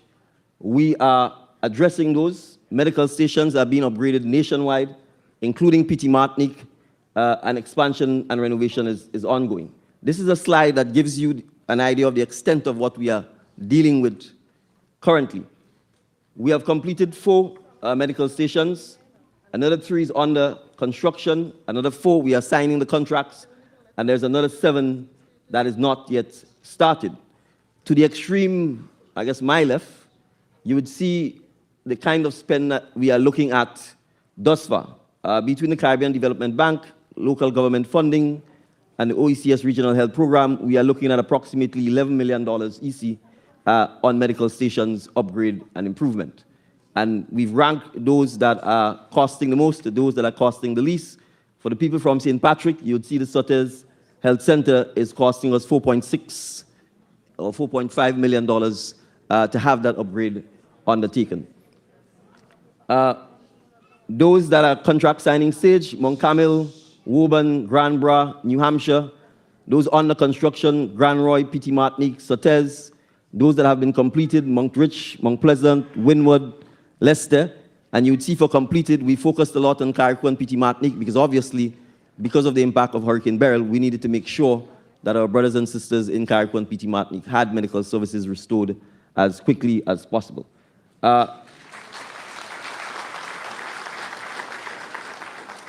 There are several that are not started, but we intend to pursue them. Budge Grove Medical Station, and that is one that is critical. We recognize that our brothers and sisters in Budge Grove have not had access to a medical station for some time now. The Pedmotor Medical Station needs to be upgraded. Vincent's needs to be upgraded. Paraclete, River Sally, Hermitage, and St. David's. All of these are based in the outer parishes. So it is absolutely vital for us to get these up, renovated, and improved because we need to stymie the hospital-first approach that drives current medical care on the island. You should really only come to the hospital after we are clear that you have exhausted access at the clinics, the medical stations, and you have been cleared for entry into the hospital. Unfortunately, people have a headache and they go straight to the hospital. Right? And it's part of what we need to address, but we recognize if the facilities, if the conditions in our communities don't inspire confidence in the population, it is natural for them to almost by default want to come to the hospital. Digital health. There are things taking place that we're working on. Our digital civil registry is on the way, and real-time disease tracking. I don't think I could underestimate the importance of this because without data, we simply can't make the right decisions in healthcare. Statutorization. Now, the way the current healthcare system works is just like any other government ministry. You have a Ministry of Health, you have hospitals, and you have medical stations or health centers, etc. It is all part of the public service. But decision-making in the public service is, at best, slow, or walking uphill backwards, or in many instances, stuck. Healthcare deals oftentimes with life or death situations that require fast decision-making. The current public service system simply does not permit for this to happen.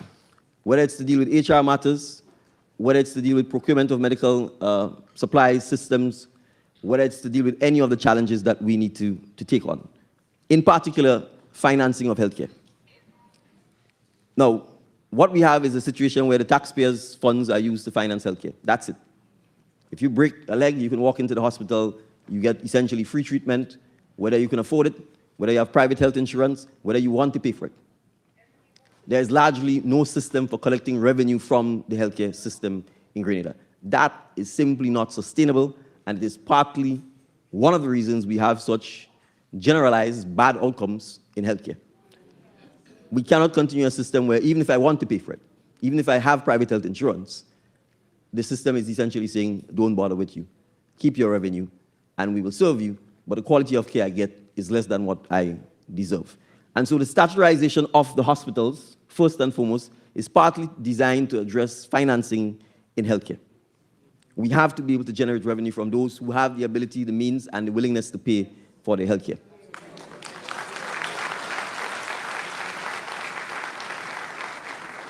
And for the record, it is happening now. A lot of our citizens go to their private doctors as their first point of reference, even though the health centers, the medical stations, and the clinics are open and exist, and you can walk in there and get free treatment. For some reason, they prefer to pay for it. They prefer to pay the doctor for a private consultation. They prefer to pay for everything. The only difference is that the government is not part of the system, and we are not collecting any revenue. But if something goes wrong at the private clinic or the private hospitals, everybody ends up in a general hospital. So we simply cannot continue this. Second, if we are going to retain the medical talent that we need to stay in Grenada, we absolutely have to pay them better.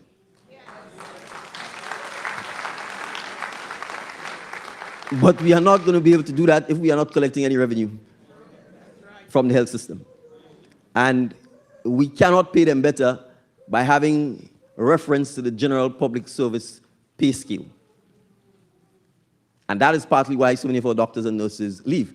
Patriotism in and of itself cannot pay the bills. No matter how patriotic they may be, if someone is offering them more money, it's a matter of time before they leave.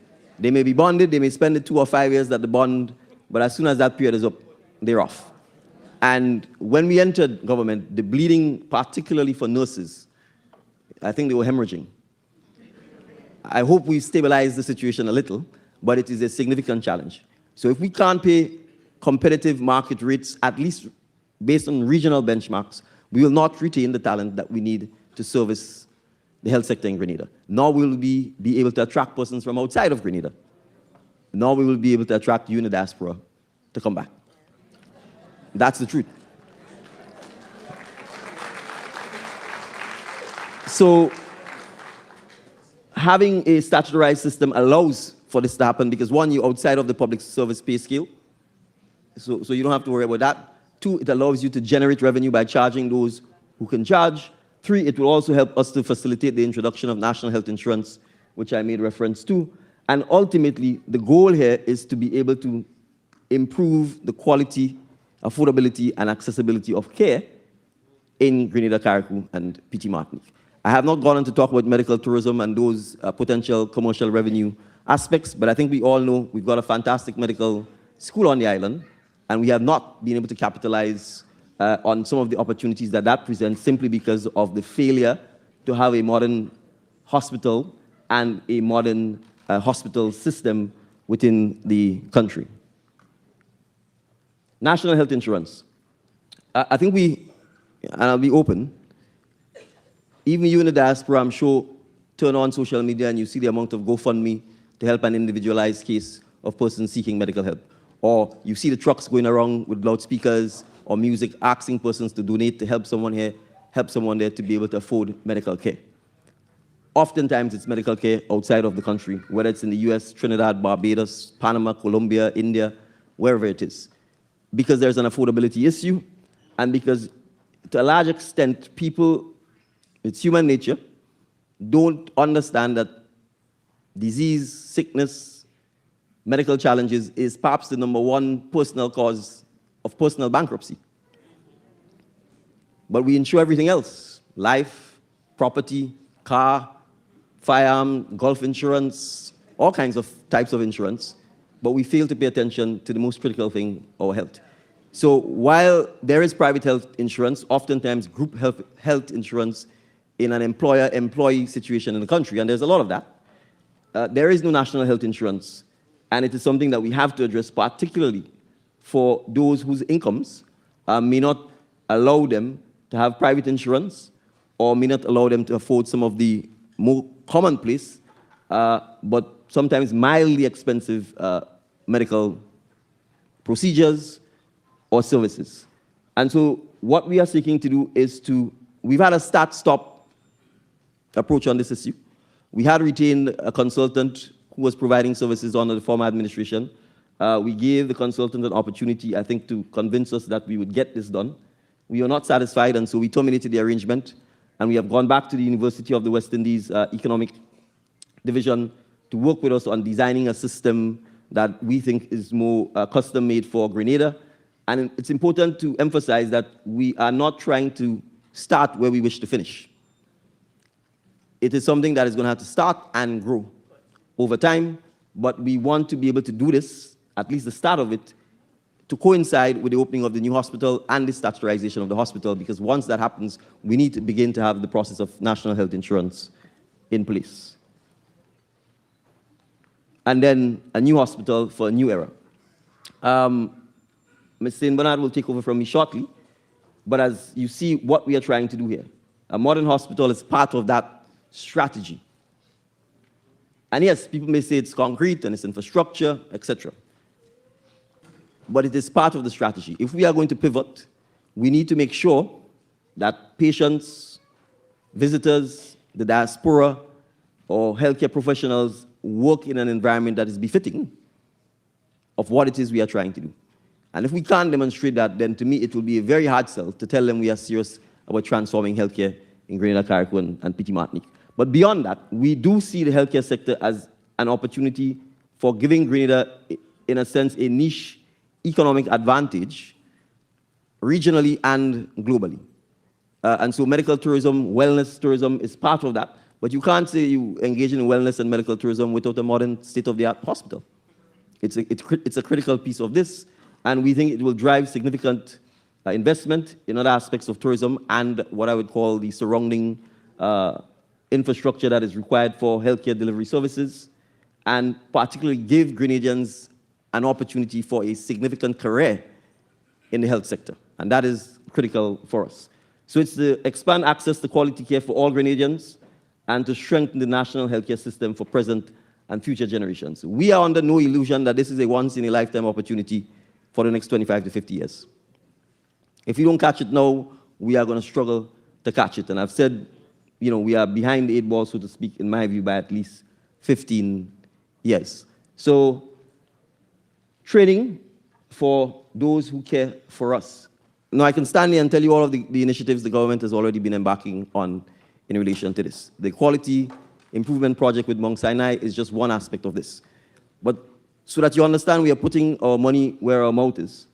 We have negotiated, as of January of this year, with St. George's University, 30 medical scholarships for Grenadians to pursue studies as doctors for the first time, all in one go.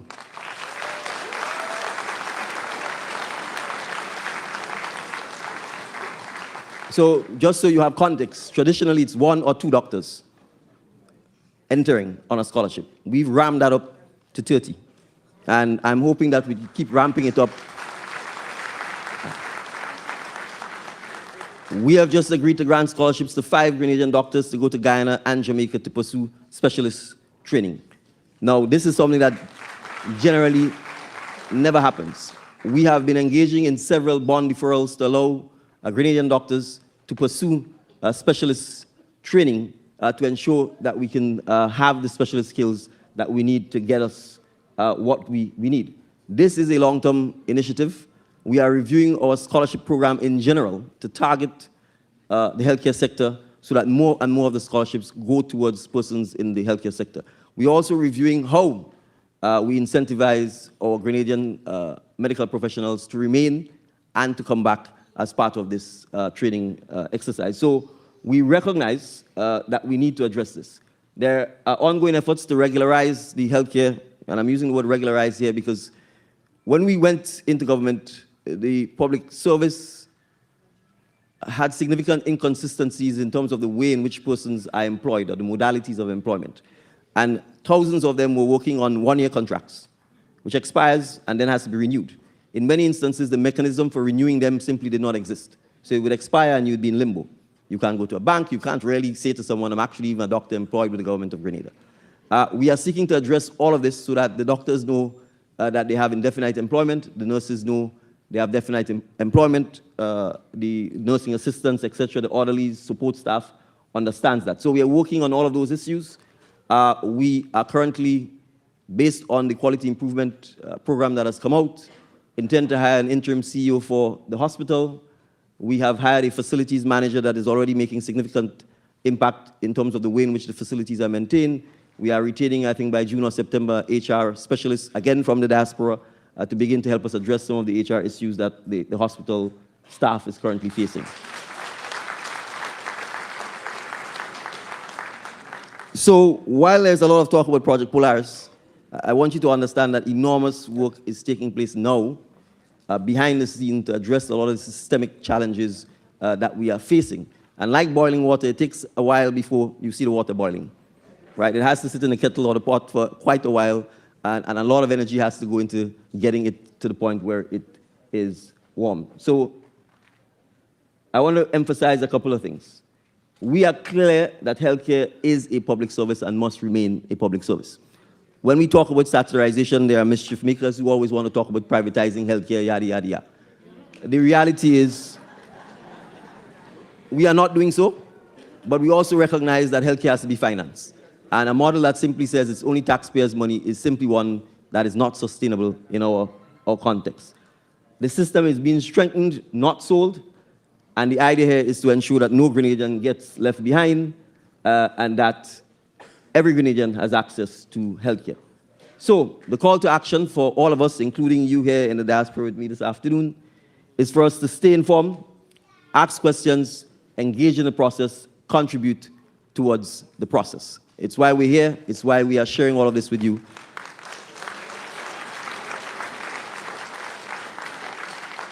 And just so that you are clear, there are members of the medical profession in the diaspora who are intimately involved with Project Polaris. For example, Dr. Tristan and Dr. Lisa Radix, who were honored yesterday for their excellence in service to humanity and to Grenada.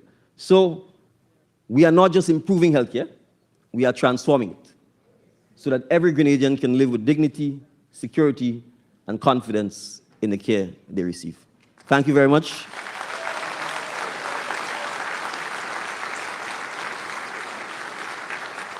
And I now invite Ambassador Saint Bernard and the team to present on Project Polaris, and then we will enter into the question and answer segment. I hope you treat me like how you treated Ambassador Forrester. Thank you very much.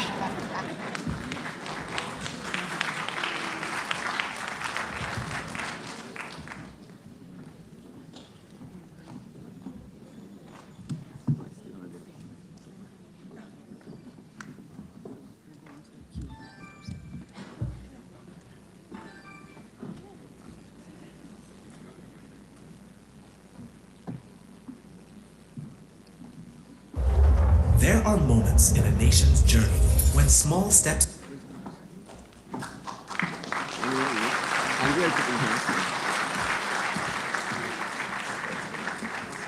Good evening, everyone.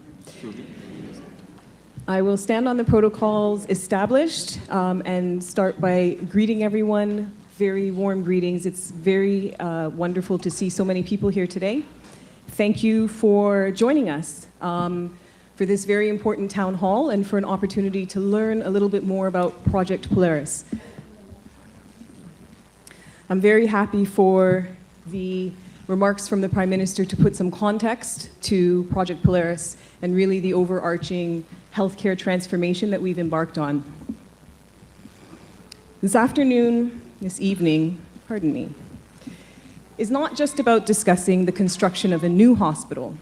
It's about discussing the future of healthcare in Grenada and the broader transformation of our healthcare system for generations to come.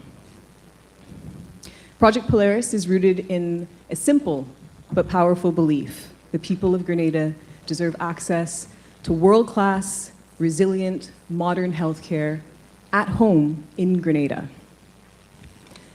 While many of us will have said Project Polaris began a few years ago in 2023 when this administration secured the 83.9 acres site for the building of Project Polaris.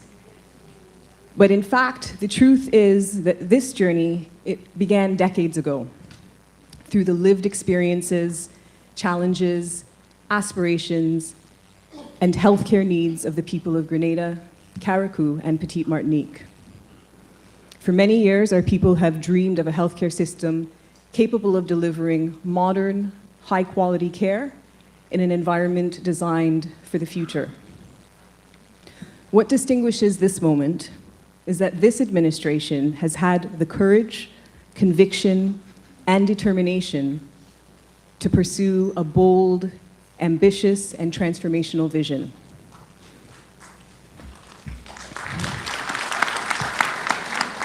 Many believed that it was simply too difficult and too large for a small island state to undertake. But today, that vision is no longer theoretical, and it is advancing. The government of Grenada has successfully secured the land required for the development of Project Polaris Medical City and the Smart Hospital Campus. We've secured financing to support the project.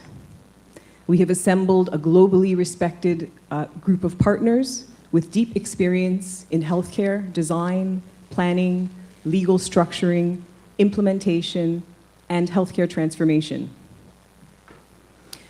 We're proud to be working alongside Mount Sinai International as our strategic health systems partner, with Perkins and Will as our lead architects. We have engaged the Beck Group as a key implementation and construction advisory partners. And we have White & Case as our international legal counsel. So again, a very strong team of experts working with us to pull together this project. We're also deeply grateful for the support of our colleagues in the diaspora, and the Prime Minister mentioned a few of the key members of the Grenada Diaspora Advisory Council who have also been working very closely with us as we advance our plans and move towards implementation. And we want to again emphasize that Project Polaris is not just about a future hospital. It's about improving healthcare starting now. As we advance toward the delivery of the new Smart Hospital and Medical City, work is already underway with Mount Sinai to strengthen the quality improvement initiatives, operational systems, infrastructure planning, and healthcare delivery across the existing healthcare network. And this includes a strong focus on integrating primary healthcare and community health services with secondary and tertiary care so that healthcare transformation reaches people throughout the country. We're also continuing to advance the hospital design process, operational planning, and procurement activities, while simultaneously preparing for early site and enabling works to support future construction activities. Project Polaris is therefore not simply a building project, it's a national transformation initiative centered on resilience, dignity, accessibility, innovation, and quality care. Today's discussion is an opportunity to continue engaging transparently with the Grenadian diaspora now, here in New York, and to give you the opportunity to answer your questions, and so that we can better share with you where we are, where the project stands, what our current status is. And so for us to bring you some of these updates, I am very pleased to welcome to the stage, to join me for this discussion, a panel of our expert colleagues. Immediately is to my left is Mr. Damien Dolland. He is the principal at Darasami. Damien has been working with the Project Polaris team for a couple years, more than a couple years now. He's the strategic advisor and implementation consultant to the Project Polaris team. He's done a tremendous job.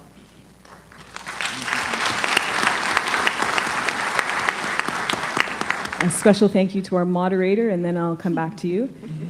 Beside the honorable moderator is Mr. Jonathan Wetzel. He is the executive director at Mount Sinai International. And as you know, Mount Sinai is our strategic healthcare system partner. And this is a long-term relationship that also has already been going on for a couple years now. And then at the end of the table is Miss Pat Bush. She is the design director and principal at Perkins & Will, who are the lead architectural firm and master site planner for Project Polaris. So welcome to our team. And I will allow us to start with a quick overview video.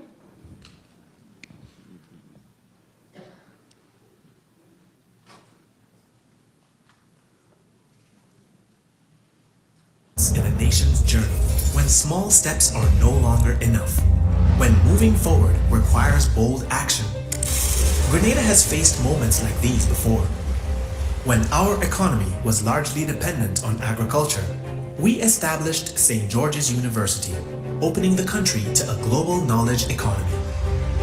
When our ability to connect to the world was limited, we built the Maurice Bishop International Airport, unlocking tourism, trade, and international access. And when there was no single space to bring the nation together at scale, we built the National Stadium. Each decision responded to a real constraint. Each one expanded what was possible. Each one moved Grenada forward. Today, we stand at another defining moment. Healthcare. The need for a system that is modern, accessible, and reliable.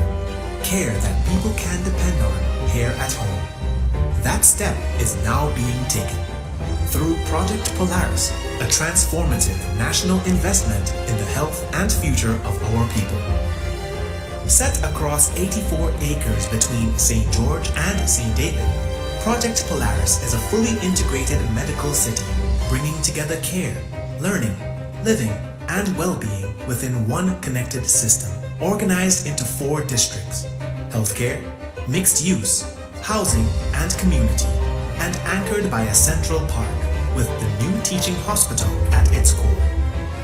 At its center stands a 250-bed climate-smart teaching hospital, developed in collaboration with Mount Sinai. Designed to global standards, this facility brings advanced care closer to home, specialized services for women and children, modern oncology and cardiology care, advanced diagnostics and surgical capability. Every element is designed to support healing, comfort, and dignity. The medical city is designed to operate seamlessly, with integrated services, efficient movement, and resilient systems to ensure continuity of care. Beyond the hospital, a mixed-use district supports a growing ecosystem with housing, commercial activity, and shared public spaces, strengthening healthcare, expanding opportunity, building national capacity, so that care is closer, so that families feel more secure, so that no one has to look beyond our shores for the care they need. This is how a country stands for its people. This is how a future is built. Project Polaris.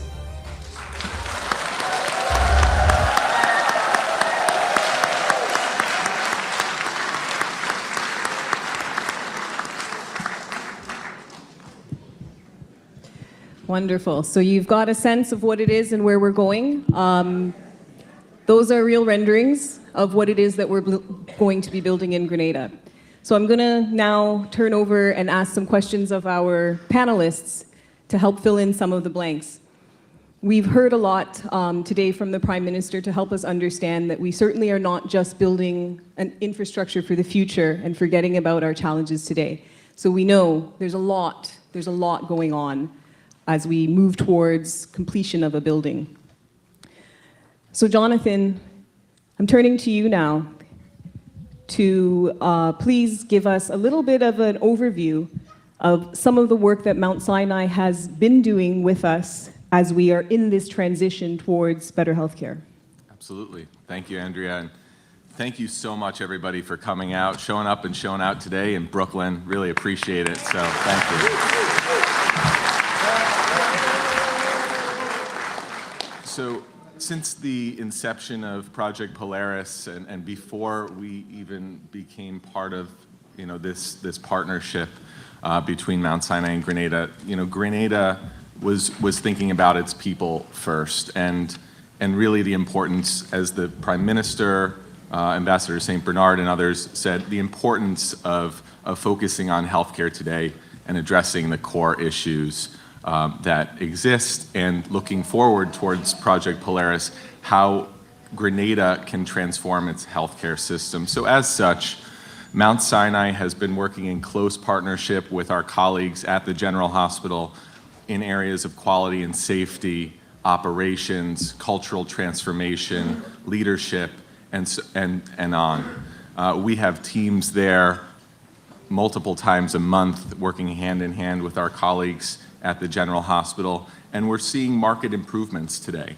Hand hygiene was mentioned by the Prime Minister. We're working hard together to make improvements in areas as granular as that, to supply chain and procurement. So I'm happy to name more examples, but suffice to say, we're getting into the weeds, and we're helping our partners in Grenada advance the healthcare system. And let me tell you, the team there on the ground is amazing. They're some of our best partners around the globe. So it's truly a pleasure to engage in this work every day. So thank you. Thank you, Jonathan. Pat, I'll turn to you now. Perkins & Will is a leading global architecture firm. Why did you want to be a part of Project Polaris? Now, Perkins & Will have done projects all over the world. They've done hospital projects all over the world. They are quite well experienced, and I'm sure have no shortage of business opportunities. So again, I ask you, Pat, why did you want to be a part of Project Polaris, and what differentiated approach are you bringing to the project in your role as the lead architect and master site planner? Well, first of all, thank you for welcoming us. This is quite moving. Actually, representing my firm, I will tell you that, like Ambassador St. Bernard said, we do work around the world with the best systems. But part of this is about having the passion to be transformative. This is an opportunity we are being given to make sure that we can give back, that we can be of relevance.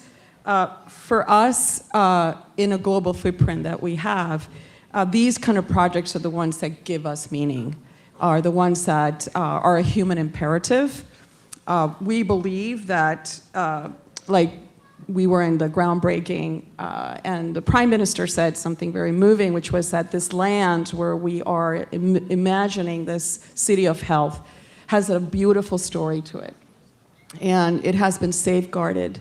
And so we want to make sure that we give you back, in partnership with Mount Sinai, our great partners, something that is for your future generation, something that will be of relevance for a long, long time, and that allows us to understand the future of healthcare, which is human-centric, which is about resiliency, which is about future ready, and a relationship with the environment. So this is a civic responsibility from our firm, and this is the kind of project that we're committed to do.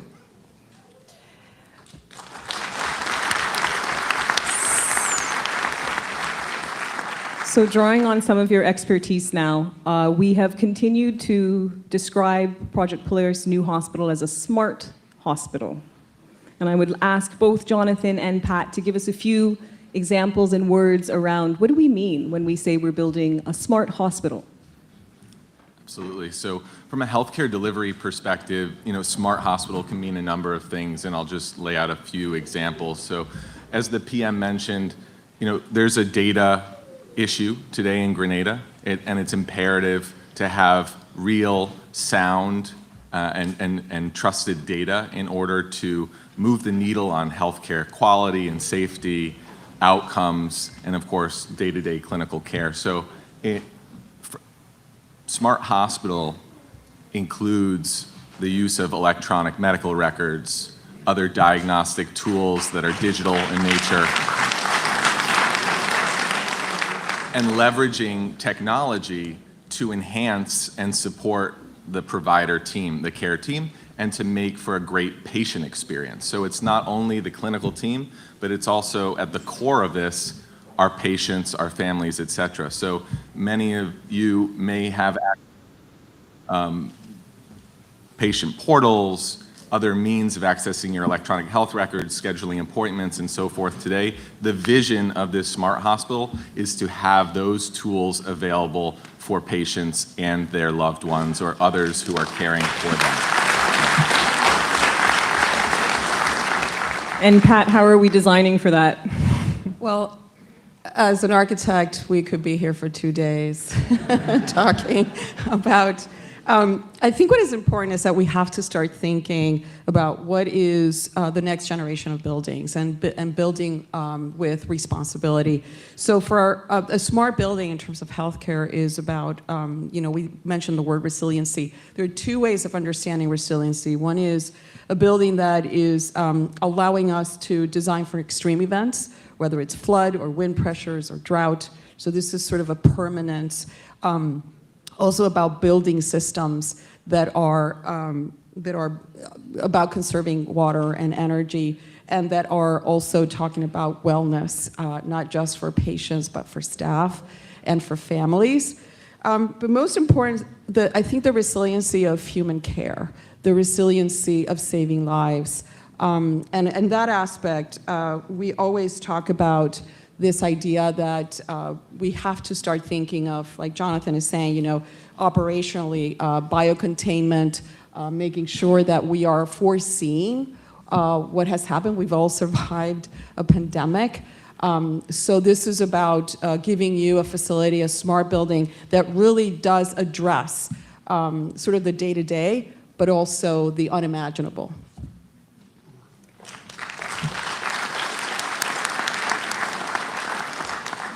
Thank you. So I want us now move a little bit into how are we going to make this happen, so implementation. And I'm going to ask Mr. Damien Dolland, give us an update on how are we financing this project?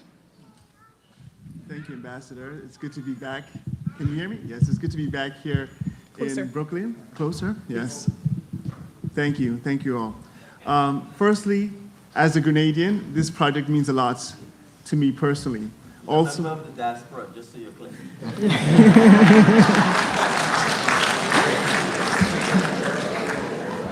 And as a member of the Diaspora who have parents who want to go back and retire in Grenada, I know that if I don't get this right, I won't be able to go home at all. So I am very focused on making sure that this does happen.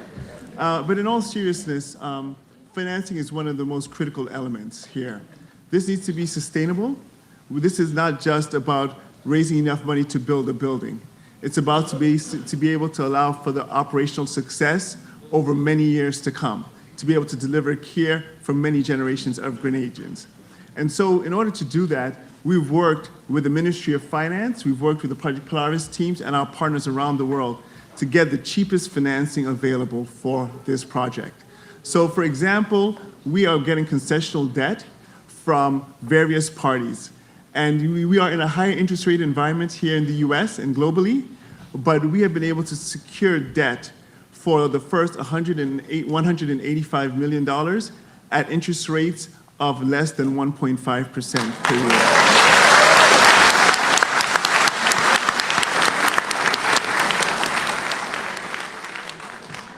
and the tenor for that debt is actually longer than you can get tenor debt in Grenada. We're talking about 22, 24, 27-year debt that we're able to get at these very, very low interest rates.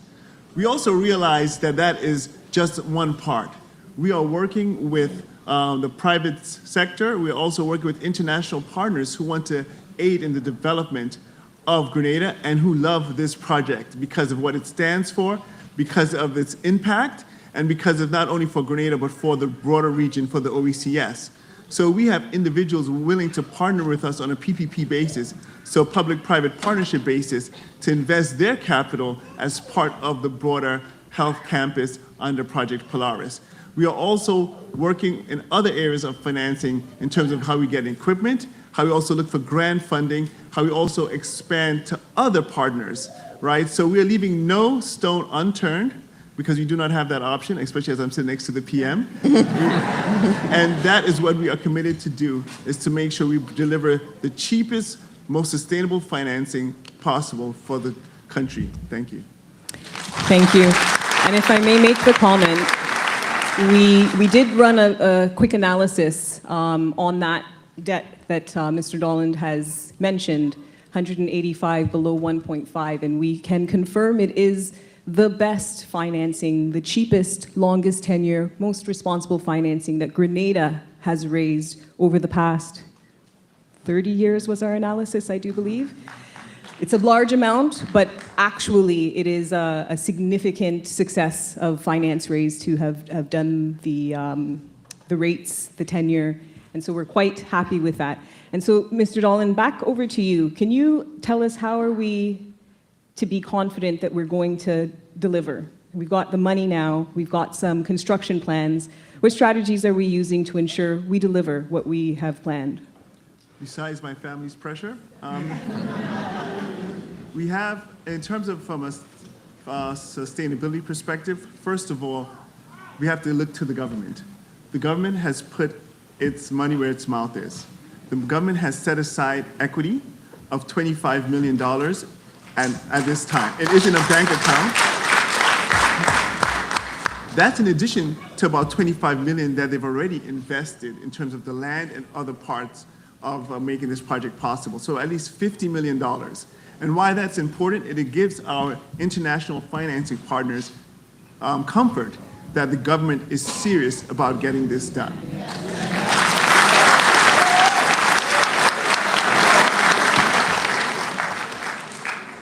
So what we have done is we've, I think, turned the tables. So historically, we may be asking for handouts. We're not asking for handouts.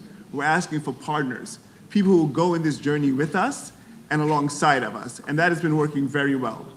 Secondly, as we mentioned, we've secured financing to make sure that we are able to move forward with confidence. We've also engaged with international partners. A lot of times when projects fail, it's because we do not have the expertise in-house or locally to be able to manage those projects. So exactly, you've seen next to us, we have Mount Sinai. That was one of our first strategic points we did with the Ministry of Health, making sure that we have the right partners sitting beside us to not only design the hospital and give us input as to what we need to be providing in the hospital, but to also help us in terms of getting our current staff trained and ready. So you don't want to put old wine into new wineskins, right? Oh, new wine into old wineskins, thank you. But we're not going to bring old people and put them into a new hospital. We're actually upskilling these staff so when they come to the new building, they will have a new mindset, new skill sets, and new ways to actually deliver for what we need. So we're operationalizing what we need for success. We've also brought in capacity. So again, Pat and the design team from Perkins and Will, they've worked all over the globe. And they're going to be helping us not only develop pretty buildings, but sustainable buildings. So we all know of stories where people build buildings in Grenada that either never finish or when they're up, they need help very quickly, right? And that's a nice way to put it, you know. But in long story short, we are working with the design side, and then in addition to that, we brought on help on the construction side to make sure we are getting what we pay for. People to oversee, because this is a complex building. This is a building that has not really been built in the Caribbean area. This is a new smart hospital. So we're bringing...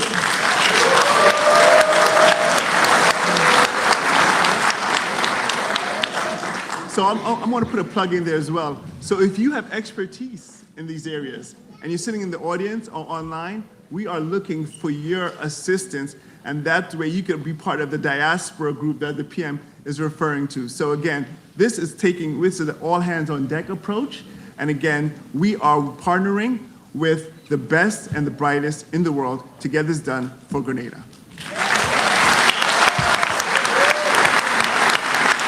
Thank you.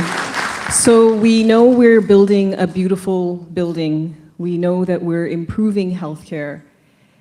We can confidently say that we're doing this for the people of Grenada, Carriacou, and Petite Martinique. And so I want to open it up to the panel to give us a few words about what do you think will be the benefits to the people of Grenada? Pat, you want to? Oh, absolutely. Well, and we see it time and time again, this is a catalyst for job creation and education. You're going to have facilities that will help the skill development, like we've been talking about. But it's about educating community. It's about training. It's about research. This kind of facility will also be a moment where we can help teach our next generation, the young people in Grenada, what it is to actually commit, to really have a health city, to talk about the next generation, the next future of leaders in Grenada. Jonathan? Absolutely. So, to me, it's quite straightforward, right? This is a complicated project, but the end goals are pretty simple. One, greater access for all Grenadians, right? As the Prime Minister said, the Grenadians in Grenada and Grenadians outside of Grenada, right? The diaspora. What does greater access mean, though? It's not greater access to only existing healthcare services. There'll be greater specialization in healthcare, cardiovascular care, oncologic care, neurosurgical care, and so forth. So it's taking it to the next step to deliver true tertiary level services in Grenada. Two, what does that mean for the population that's living in Grenada today?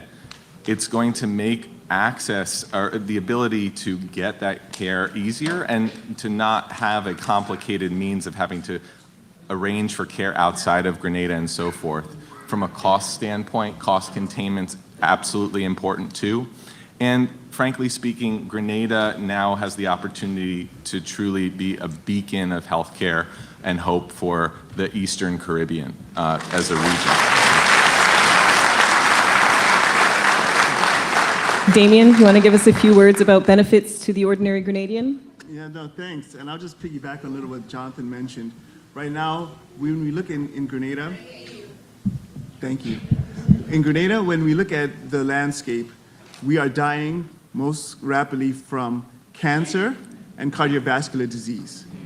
Two things which cannot be treated under our current system. So why do we need advanced smart hospital? We need to basically to have a cath lab. So if you have a heart attack when you're in Grenada or when you're in vacation on Grenada, you know that a simple procedure can save your life. If you have cancer, cancer is not a death sentence, or cancer is not only survivable if you're rich and can afford to travel overseas. You can get treated at home. So this brings dignity of care from a healthcare perspective to local Grenadians so that they too could feel safe and realize that healthcare is a right, not a privilege, which it currently is.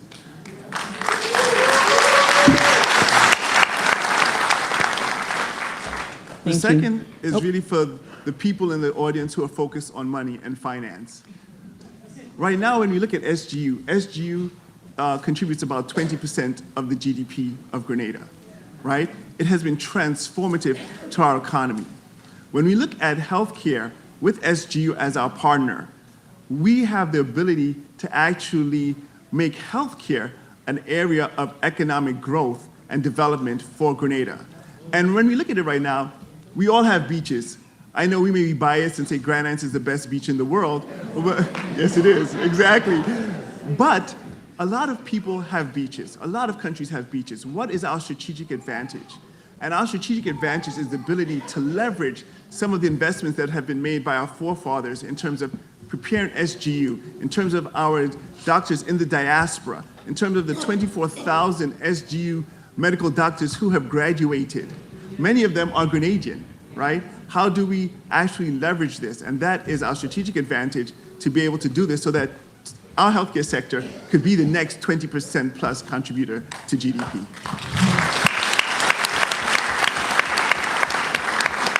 Thank you. I do want to leave some time for questions from the crowd, but to conclude with the panel, let me ask for your thoughts on what does success look like for Project Polaris 10 years from now? Jonathan. Success is not only that this hospital exists and the Project Polaris campus exists, which it will, but success means that you, as the diaspora community, feel comfortable enough coming back to Grenada and even living in Grenada and accessing some of the world's best healthcare. That's what success is. And Pat, your thoughts? I think from our perspective is that Grenada and Grenadians will be leading by example globally. Like Damien was saying, this is unique to the world. This city of health, this community of healing is going to be an example globally, and thus why the attention we're all paying to it.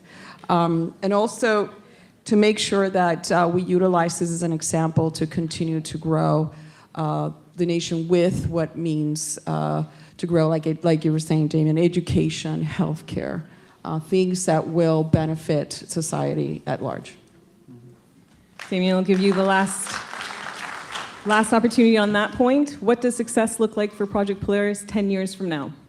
Ditto, ditto, as well as basically to create a healthcare infrastructure that will make all Grenadians, locally and in the diaspora, proud that they are Grenadians and proud that they are leaving a legacy not only for themselves, but for future Grenadians to be able to live healthy, longer lives.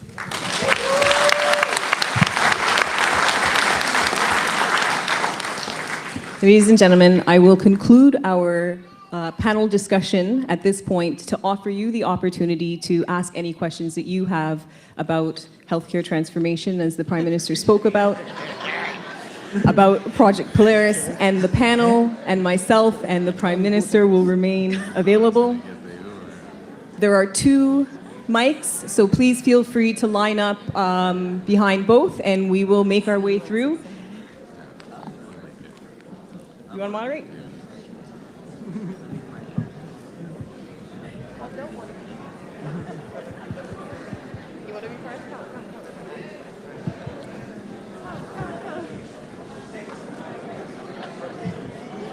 Thank you very much. I see the lines lining up fast and furious. So it's 6:24 by my watch. We will end the questions at 7:20, which gives us 10 minutes to wrap up and to clear the room so that we comply with the powers that be. So that means, given the length of the lines, we are going to ask you to keep the questions short, direct, or your comments short and direct. 1 moment.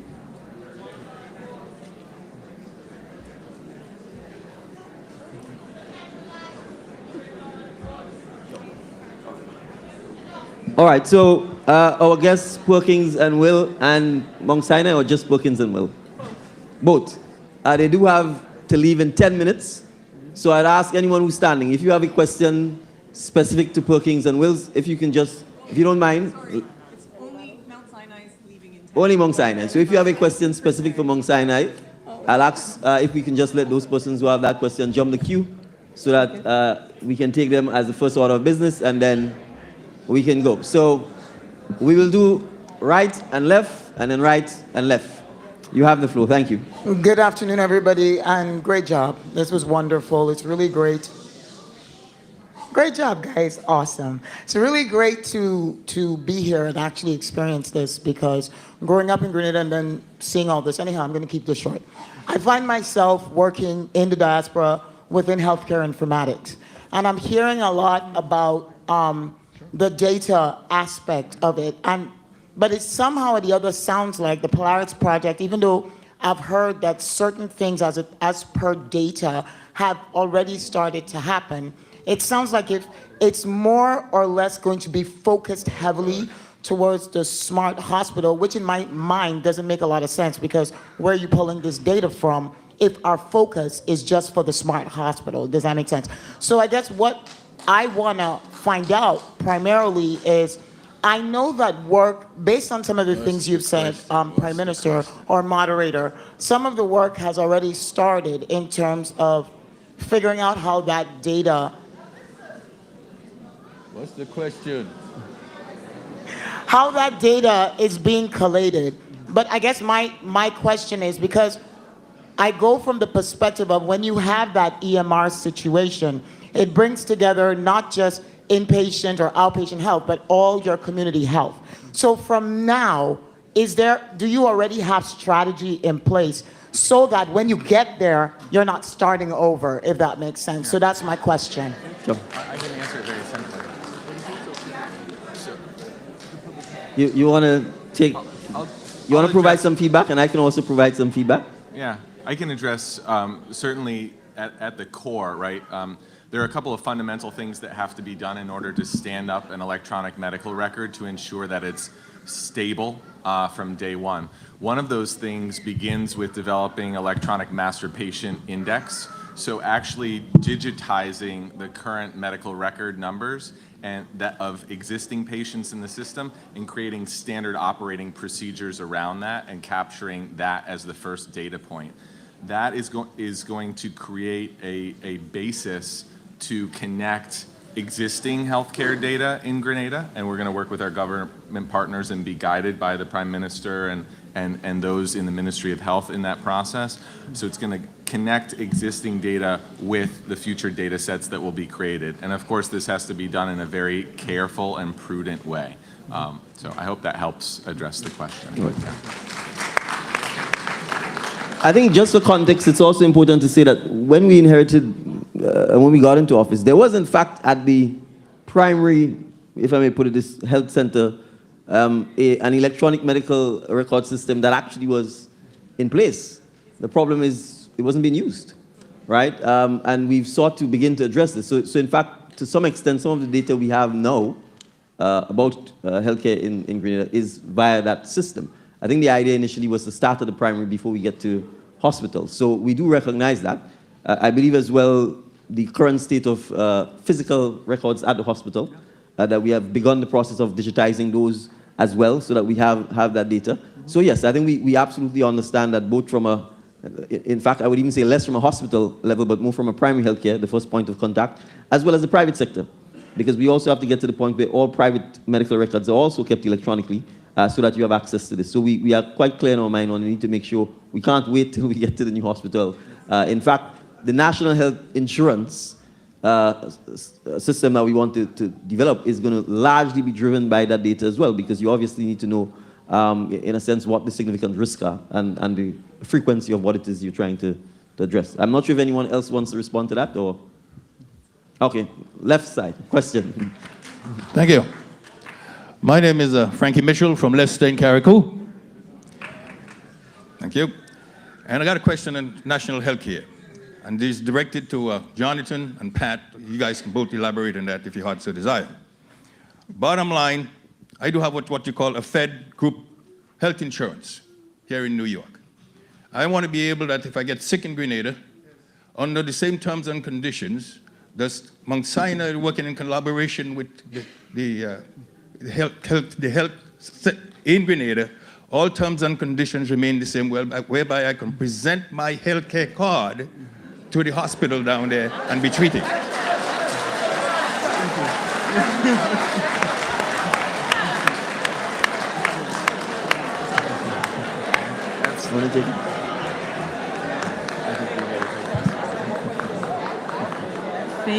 Thank you for the question.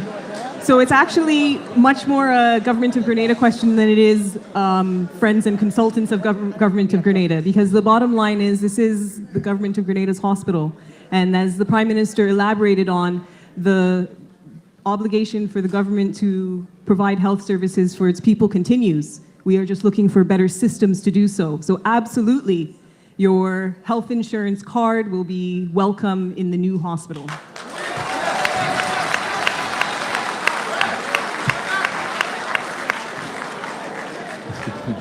Well, I think it's important to say once your healthcare system here allows it for you to do outside, then obviously that's part of the financing that we're talking about. So yes. All right, to the right. Thank you. Go ahead, please. All right. Pleasant good evening to you, Honorable Prime Minister, and to everyone here and online. So I remember when you were here in 2022, I did stand up and I did ask where is healthcare on the agenda. And I just wanted to publicly say thank you for making that a priority. With all the steps that you're taking right now, I truly believe in this project, and I'm looking forward to one day coming back to Grenada to even work in healthcare, because I work in healthcare now.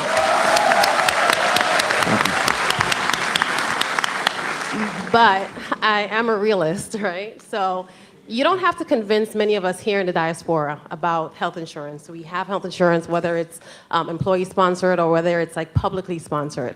My concern is like, how are we convincing the people of Grenada that they now have to buy into health insurance in order to generate revenue to keep this hospital going? Because obviously we need money like to keep the hospital open, supplies, equipment, they all cost money. So we have to be realistic. And I just wanted to know like, what's your approach to convince our own people? All right, but thank you guys. So I think we have real examples. It's important for us to appreciate we've had transformative change in what I will call important public social goods in the past. You know, in 1983, we introduced a national social security system called the National Insurance Scheme.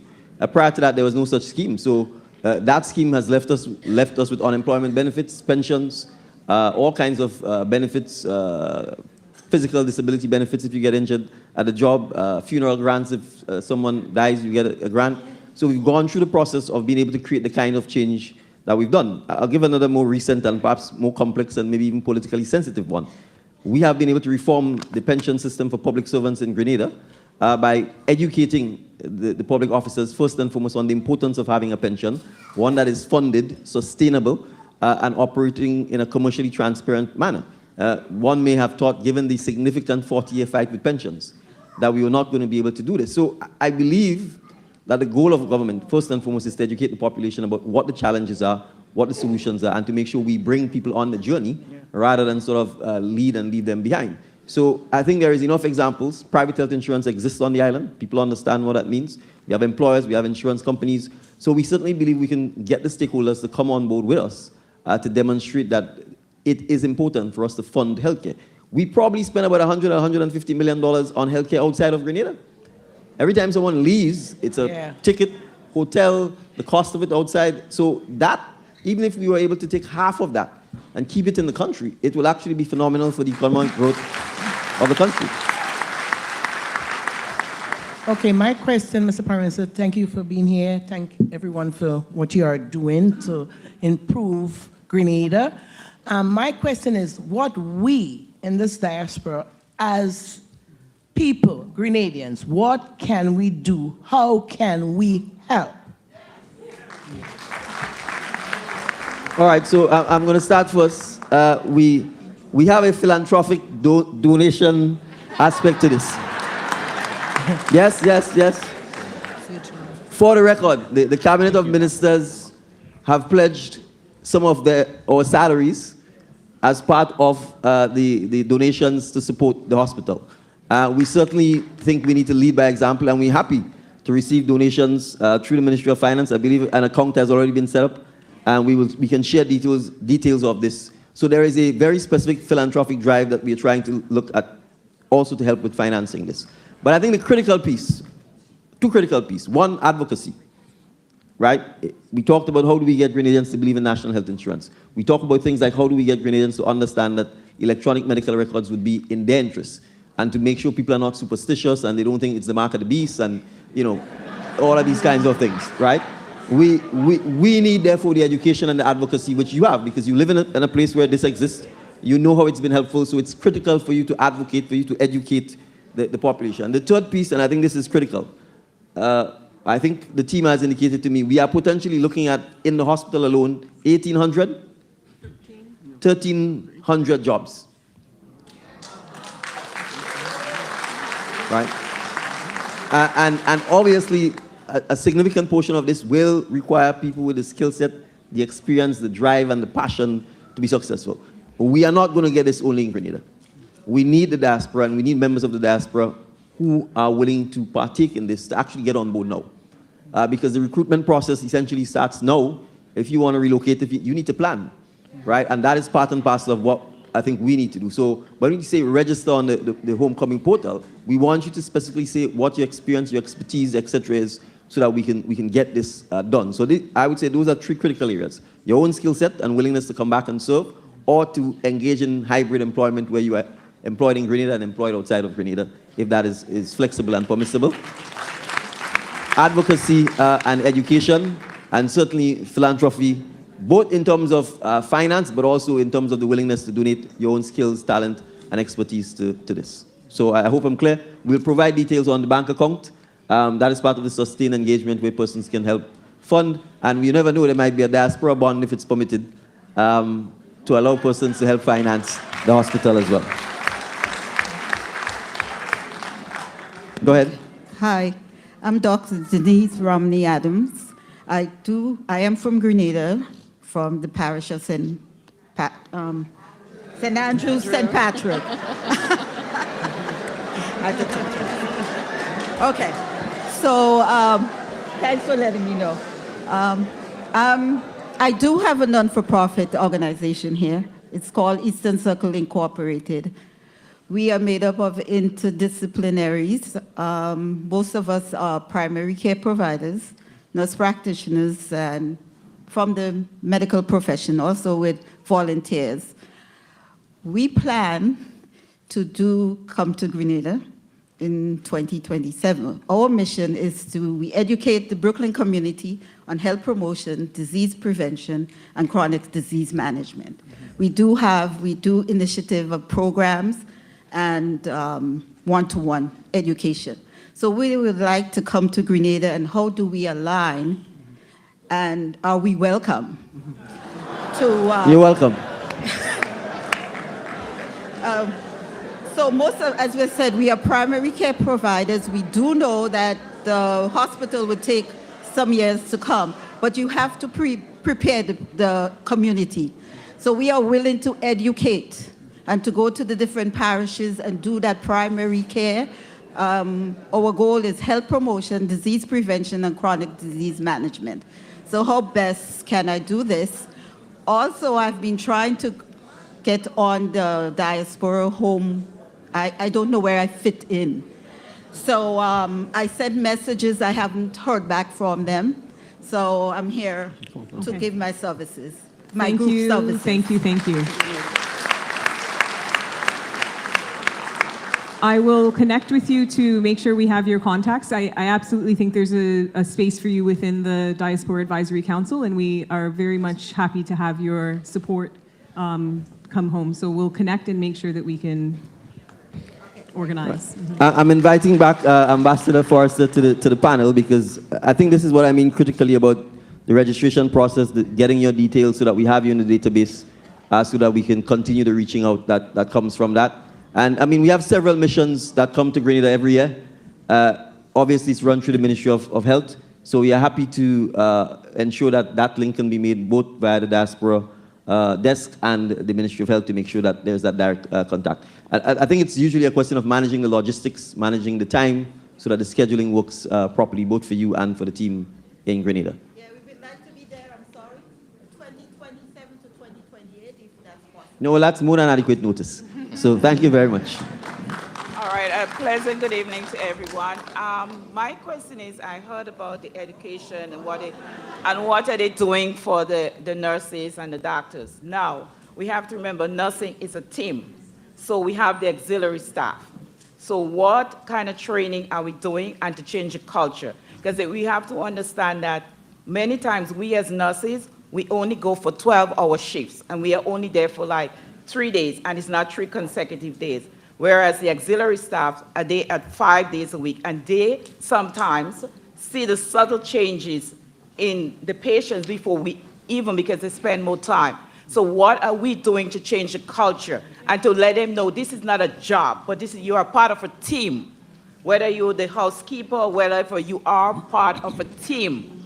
And because once we do that, everything would. So I want to know, what are we doing to educate them and to make them understand that? Thank you. Thank you. Again, a very good question. So we are working specifically on those types of points, and you raised a very good point, through the Quality Improvement Initiative. So one of the new initiatives that has come through the Quality Improvement Initiative that Mount Sinai has been guiding is the huddle system. And I'm sure you would be aware, because it's something that's very common throughout hospitals and healthcare systems, but it wasn't happening in Grenada. And so now we do have a regular daily huddle system, which includes doctors, nurses, all auxiliary staff. They must huddle and discuss patients on the floor, changes that have happened over the course of shift changes. And so I think you're absolutely correct. This team approach is very important, and it's absolutely something that is being focused on as part of the cultural change to enhance quality of service. Lester, go ahead, please. Good afternoon, Mr. Prime Minister. I hope New Yorkers are treating you well. From all looks, I can see that they're treating you well. They're treating me well, yes. Awesome. Perfect, perfect. Well, Ms. Andrea San Bernard, I noticed that you've touted the expertise of Perkins and Wills. So I just wanted to ask something that had me really concerned, that in the receipt of a concept plan by the administration, which represents 15%, a little under 15% of the complete architectural plans that are required for construction, that you initiated a groundbreaking. So I would like, I guess Ms. Pat can chime in on that. I would like to try to understand, why would you initiate a groundbreaking which actually signals the start of construction when you have a full set of architectural plans at a concept phase? And I will also, some of us are familiar with the numbers. So we know that the full architectural plan costs 50 million. All right, guys, all right. Slow down, guys, hold on. Slow down. This is not a communist outfit. This is not a communist outfit. This is the United States of America, where the First Amendment reigns supreme. All right, guys, all right, all right, all right. Have a little respect for your Prime Minister. All right, guys. Have a little respect for your Prime Minister. Please. Slow down, cowboys and cowgirls. Have a little respect for your Prime Minister. Don't be disgraceful. Please. All right, guys, thank you. Please, he's entitled to ask the question, so let him finish and then we'll respond to the question. As I was saying before, I was rudely interrupted. Okay, so wait, again, as I have said, this is not a communist outfit. Sir. This is the United States of America. Hello, sir. I'm happy to answer. All right. Thank you. Let's continue directing the question to the panel, please. Thank you. Again, to the panel. Right. So, thank you. I have a second part to the question. That we noticed that $22 million was expended so far. Some of us are very familiar with the numbers on this project. So we know that a full architectural plan costs about 50 million, but you've expended 22 million thus far. So we're trying to, we would like you to explain what that 22 million was expended on. Thank you so much. Thank you so much. Okay, so thank you.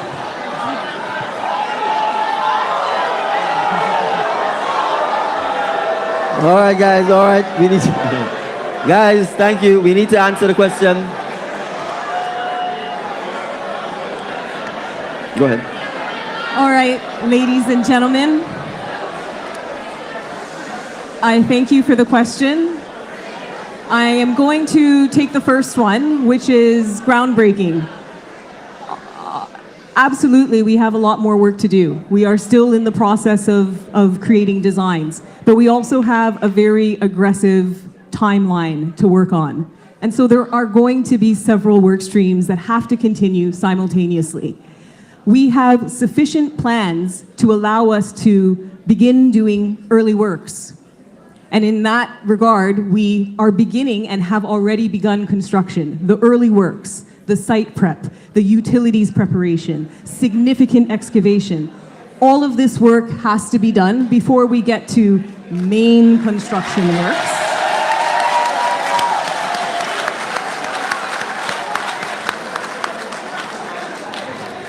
And all of this work is underway. And so we thought a groundbreaking ceremony made sense to make sure the transparency to the people of Grenada that work on the site has begun. As regards to the question of the money spent, we are building a large, sophisticated infrastructural plan. A lot of plans have to go into that.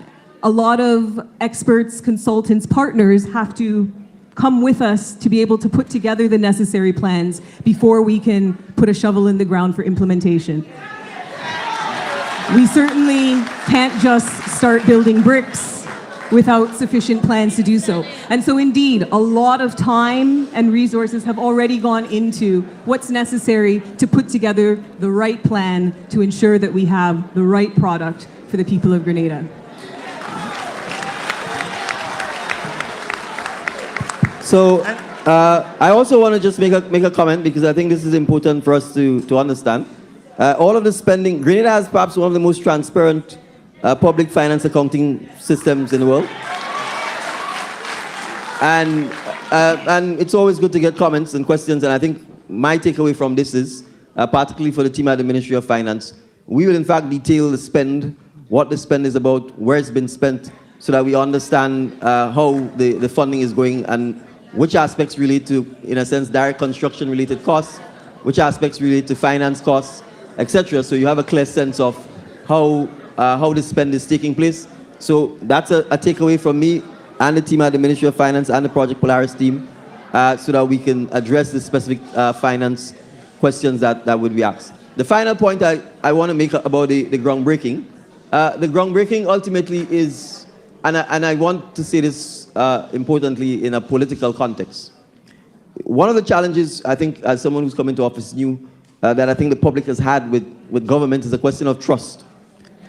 And a question oftentimes of, I'll use the Grenadian word, mamagism. We want to make sure, Project Polaris is a national project that transcends government, that transcends the opposition, and has to be, from our perspective, and I said this in my presentation, there is no turning back on this project.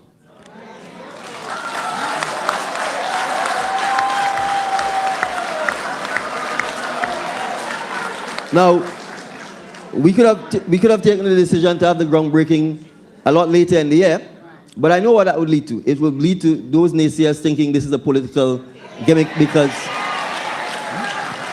we are closer to the elections. Right? This is not a gimmick, and I've made that clear. We bought this land within the first year and a half of us getting into government. We didn't borrow any money to it. We financed it ourselves in collaboration with the vendor of the land.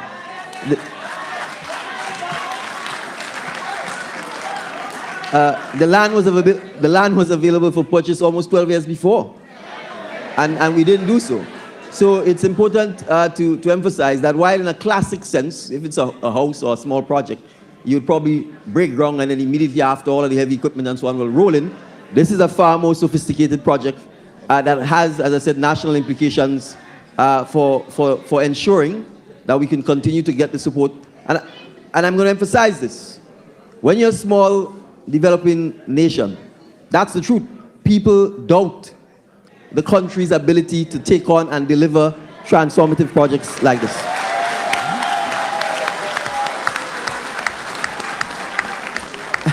And we have an obligation to, in fact, ensure that we make it clear to our partners and to the public that we are serious about this and that we are going to get it and that we will get it done. So this is also part of why, thank you guys, it's also part of why we have kept this unrelenting pace up because projects like this take 10 to 15 years. We are clear that we want to accomplish it in a much shorter time frame.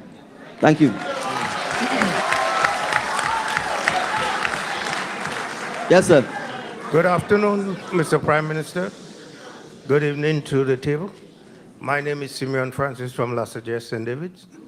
And I want to congratulate you and your members of parliament for the good work that you are doing.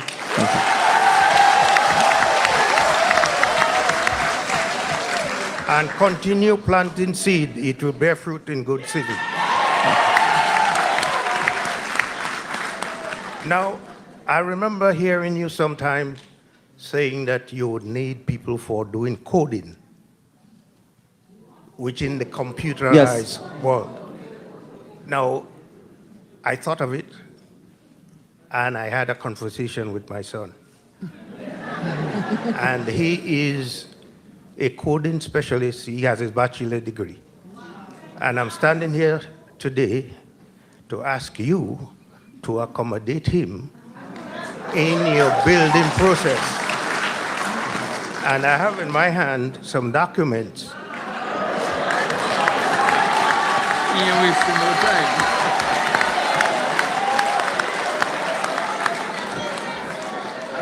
Of his ability plus our ideas of plans that we want to present to you, and hope that we can spend a few minutes with you after the session. Thank you. Well, thank you. Diaspora Ambassador will take the documents and we will arrange for the conversation. All right, thank you. Next. Good day, sir. Good day. Good day to the panel. Pat, this question is directly for you. What category hurricane would this hospital be able to withstand? Thank you for asking that.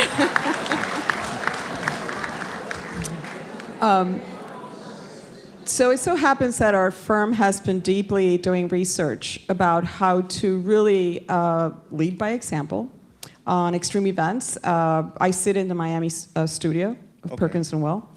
And we have been building actually what will probably be the most resilient building in the country. And it's for an energy company, and it survives Category 5s and beyond. Good. And so we've been applying the design strategies and the research and the information for this hospital.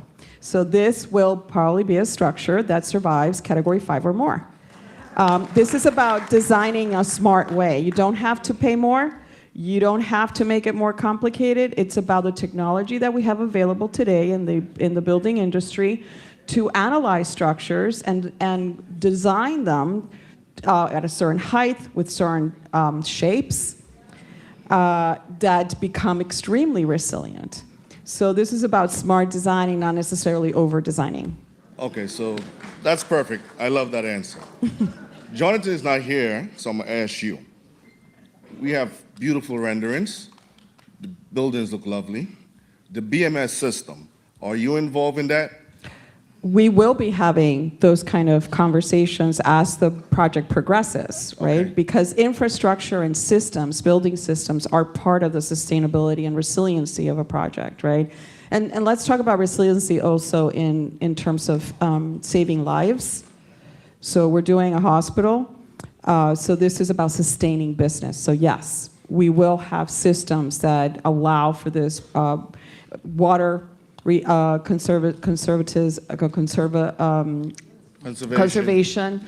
energy conservation. So these are systems that will help the building survive and sustain business in case of an extreme event beyond 7, 10, 2 weeks, et cetera. Okay, so in your designs, do you have, give me 1 second. Do you have generators or things Yes. that would keep the hospital Yes. running? Yes. Right? No problem. Mr. Prime Minister. All right, guys, we need to hear him. We need to hear him. Thank you. Mr. Prime Minister, I have one question for you. Can you go closer to the mic? Thank you. This is a lovely idea. I'm all for it. You know me. I'm always ready to help right, in terms of the labor impact for these systems, when everybody goes away, how do we support it? Do we have the technical infrastructure in place to train people to keep the systems running? That's what I need to hear from you. And if you could reach out to me and whoever needs to. Sure. Yeah. I think the simple answer to this is the point of when I talk about health economics and the conversations about careers and our scholarship policy and our education. Right? The idea here is to create a sector that guarantees our young people an opportunity for a career, which means from an education point of view, from a training point of view, we are in a position to say to them, this is where the jobs are, this is what you need to study, this is what the training is, rather than them simply meandering their way through the education system. Next question. Mr. President, I'm going to change it a little bit. Polaris is going to be here. Can you get closer to the mic? I'm not hearing you. Can someone? Huh? Yes. My name is Anne-Marie Alexander, and I'm here to change the subject a bit. Some information came up earlier about returning to Grenada, and so I should have been back 10 years ago. I want to know what the problem is. I have my money to build my house. I was trying all around to do that, and we went to the housing. I did my plan, I make my changes, and when you call them, nothing. Right now I have 2 plans that I did and I'm still waiting. Something I want people to address because it's not fair that people come to Grenada and build their houses, and there's a lot of us. I'm standing on the line in the bank one day and the lady told me that if she didn't build this house yet, she would have never come back to Grenada. It's not a good thing. I always want to come back to Grenada. So I'm just asking that somebody dig deeper. They say, go to the lawyer. I had a lawyer. There is a particular lawyer that should not be practicing law in Grenada. And I'm sure a lot of people know. She took my money. I brought my mother. I have lands. I'm not looking for land. And I'm not looking for favors. I have my money there to build. I just want to know why all. I come to Grenada 3 times a year. And up to now, you know, for the past... So, sorry to interrupt, but I'm not clear what the issue is. Is the issue that you're not getting planning permission to build? I don't know, because I get the plan. I go through the housing, I do the plan. Right now, the last plan, the physical planning did a plan for me 2 months ago. So I don't know what it is. I seem not to be getting anybody to answer the phone for me to move on. All right, so I'm going to put the chairman on the spot. I'll ask him to have a conversation with you after so that we can get a better understanding of what the issue is. Yes. The chairman of the planning authority is here, so I'll ask him to speak with you on this.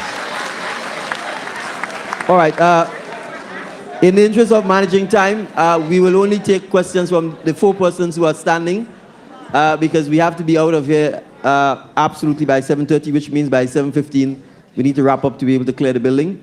So to my left. Good evening, everyone. Good evening. Mr. Prime Minister, you probably remember me from your last town hall at the at Brooklyn College, and my main concern was health care. So I just want to commend you guys on taking this step to make the healthcare system better. I have a few questions. Okay, give me a moment. Go ahead, please, go ahead. Give me a moment. And this is directed to Ms. St. Bernard. 3 quick questions. I'll give you 1, 2, 3. I'm not going to stand here for you to answer. You can answer generally. Number 1, is there a significance to the name of the project Polaris? Is there something historic in Grenada that you guys has named it Polaris? The second question is, are there any plans in place to upgrade the now General Hospital once the Polaris project is completed? will that facility still remain in working condition in St. George's where it is, so as to facilitate people, secondarily? Thank you. Those are my questions. If you want me to repeat it, because there No, was I think noise that's fine. All right. I just want to make sure that you All right, go ahead, heard Mrs. my Manad. questions. Thank That's you, all. thank you. I appreciate the questions. I'm also happy from the crowd's response that I think some of you are aware of where did we come up with Project Polaris, and I'm always happy to repeat the story behind the naming Project Polaris. And essentially, Project Polaris is another name, or Polaris is another name for the North Star. We named our project Project Polaris because we understand we're building a building for healthcare transformation, but a building alone will not get us there. So the building and the timeline that we're on for opening of a new institution has become our guiding pole to pull together all the other work streams, as the Prime Minister has been speaking of, that are necessary for healthcare transformation. So we use this timeline for the transition towards, and as we're building, as our North Star, Project Polaris, will bring us to healthcare transformation. As regards your second question, the existing general hospital, and so this is just to be very clear, again, as a matter of fundamental principle, the new hospital is replacing the existing hospital. So that essentially there will be a moving day when we move patients and staff and any equipment that's worthy from where it is at the existing hospital over to the new hospital. We've also seen that there's significant work and resources going into upgrading all of our primary healthcare facilities. So there's a comprehensive approach to upgrading our infrastructure. The old existing hospital will move on to a new chapter. In its most beautiful location, we can imagine several good opportunities for Grenada at that site once we've transitioned to the new hospital. Thank you. Next, please. Good evening, Mr. Prime Minister, and congratulations on your success. Thank you. Could you stand a little closer to the mic? Good. If I may repeat, I say good evening to Mr. Prime Minister and his audience.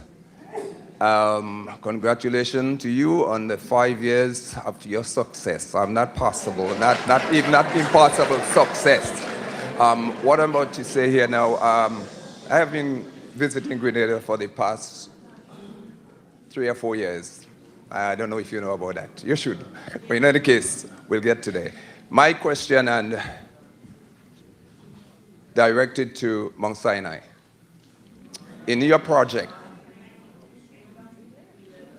do you have a sewer system accommodating that project?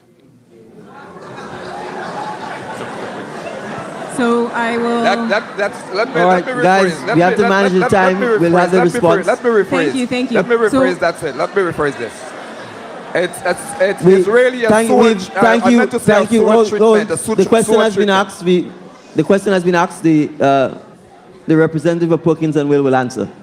I'm gonna ask Damien to answer. Mount Sinai has departed, but they are really about clinical services more so than infrastructure. The utilities, the planning, et cetera, are still led primarily by Government of Grenada. I'll let Mr. Dolan address your specific question about sewage, but absolutely planning is going into all of the necessary utilities. So that means we have... Hold on, let's get a response, please. Go ahead. Yes, thanks.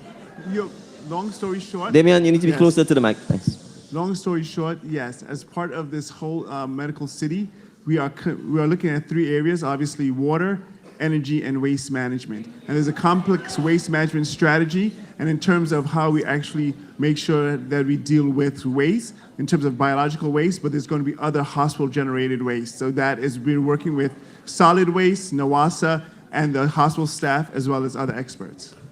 I want to just also add something that's important, because sometimes there's a lot of focus on the hospital. We have other hospitals in Grenada right now.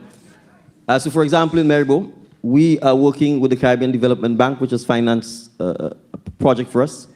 where we are working on turning all of the wastewater from the hospital into usable water for our farmers. This is actually taking place right now, and we are expecting that by June, July, we should be commissioning that system. Now, this is huge. If it works, then we already have a pilot that could influence what happens at the Project Polaris site. So yes, sewage, wastewater is an absolute critical part, and we already have steps on the way in terms of what are the potential environmentally friendly recycling options that are available for us on this issue. All right. Thank you. Thank you. So we'll have the final two questions. Please go ahead. Greetings, everyone. It's a pleasure to be here. Prime Minister, it's a pleasure to see you. I've had this question for a very long time. My name is Clarina Modest. I currently work within the public health sector as a health educator. And education, as we all know, plays an integral role in the well-being of our community and so forth. I am very passionate about women's health, more so on the issues that affects women, such as uterine fibroids, endometriosis, and PCOS, which is now known as of May as PMOS. My question to you is, for you and your team, is there any emphasis that is currently being placed now in Grenada to assist women and educate them on what the signs and the symptoms are of those reproductive health concerns, and what does that look like currently? All right, well, that's a pretty clinical question. I'm not a clinician, so I hesitate to give an inaccurate response. I'm not sure if the team wants to comment on this in a general sense. It would probably require the Chief Medical Officer, Director of Medical Services, who are not here to give us, in a sense, a very clinical response. But indeed, I think that's right. This is something that would be appropriate for the Ministry of Health to respond on. What we can say from a Project Polaris perspective and from a design perspective is that we have certainly placed a lot of focus on women's health, but also childcare health. And so our vision, our plans include a wing. Yeah. Mr. Donald is calling it a hospital within a hospital, so that there's going to be a hospital that caters specifically to women and their children, a wing that is just for that. And so we do anticipate that will leverage the opportunity for better education, better understanding, better specific health care for women and children. Thank you so much. all right, next question. Good evening. I had a question, but it was already answered. But I'm standing here publicly to acknowledge my Prime Minister and to tell you that you are doing a wonderful job. Thank you. And may God bless you. May God bless you and keep you. I know there are a lot of naysayers around, but you will triumph because God will see you through it. And to this group, Grenada deserves the best. Thank you very much.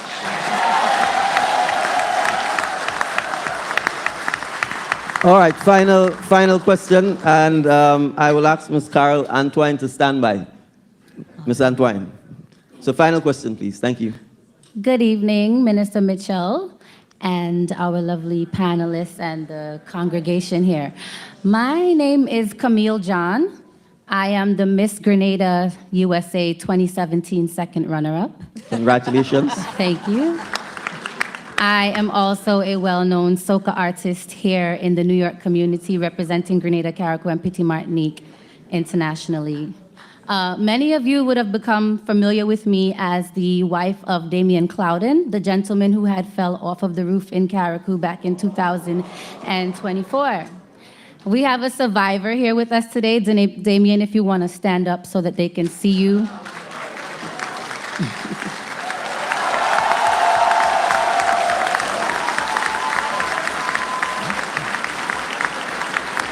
Thank you. I'm getting emotional because I just want to thank everyone for helping me to save his life. As you guys would have all known the story already, and you guys helped me raise $110,000 in 7 days. And Minister Mitchell would have also given a donation towards him and helped save his life as well. So my question now, right?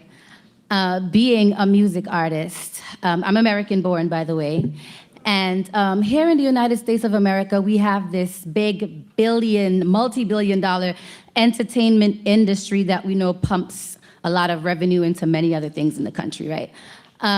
Prior to us going down to Grenada to help after Hurricane Beryl, I actually launched my own independent record label, which I am the CEO and founder of, to invest into the artists of Grenada. So what I would like to know is there anything in motion to invest into the entertainment industry in order to use that revenue to then pump millions or billions into the healthcare system? Because that was what my initiative was when I started that record label way before we even had this healthcare, incident. So I already have that record label, and I'm already working with artists in Grenada. And I just want to add, right? Oftentimes, people have no problem spending money on entertainment and have a problem still spending money on medication. And so I know that when there's a fete happening, when jab happening, when carnival happening, everybody ready to spend their money, right? But when it comes to paying for your medication or paying for health insurance, we find that a little bit hard to do, right? So my proposal is, is there something already in motion to invest into the entertainment industry, or would you be willing to partner with me to invest into the entertainment industry to then use those revenues to pump millions and billions back into the healthcare system so that we could have more success stories like my husband? Thank you. Thank you.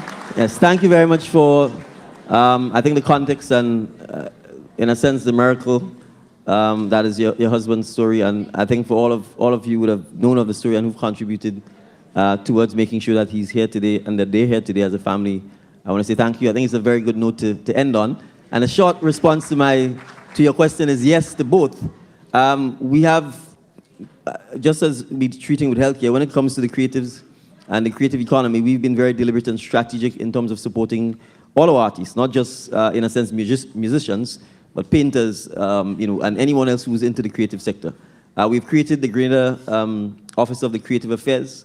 We have, in fact, zero-rated concessions on almost anything you need for a creative, from paintbrush to canvas to musical instruments.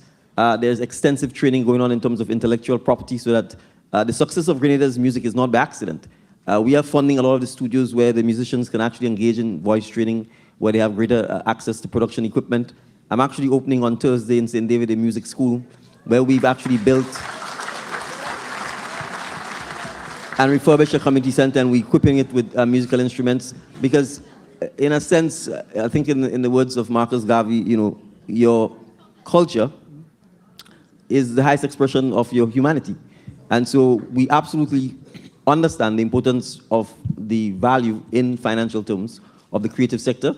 And if we have persons who are successful in that sector, how it then could be a catalyst for investment in other areas like healthcare. So yes to both your questions.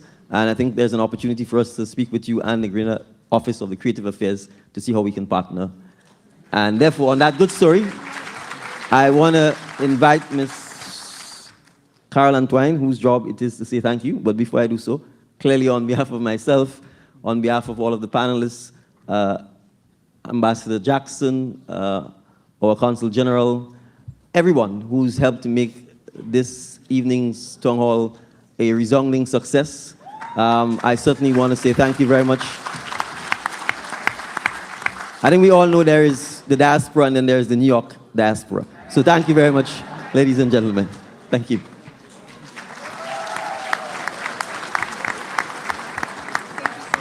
Thank you. Hello, I'm here. Okay, so good evening to everyone, and good evening especially to our Prime Minister, the Honorable Deacon Mitchell, and good evening to the persons at the head table, the panelists, and everybody who participated from that level. Good evening to you, the audience, once again. it's my job to move straight to say thank you to every one of you who came out this evening. I was out front at the table, and I was so pleased with the people as they came, as you came in, and so we are so happy that you're able to come. I would like to thank Ms. Kanisha Douglas, who did our prayer this evening, or the person, Ms. Cheryl Vincent, who did our national anthem. I'd like to thank the Consul General who was here earlier. I'm not sure he's still here, and also,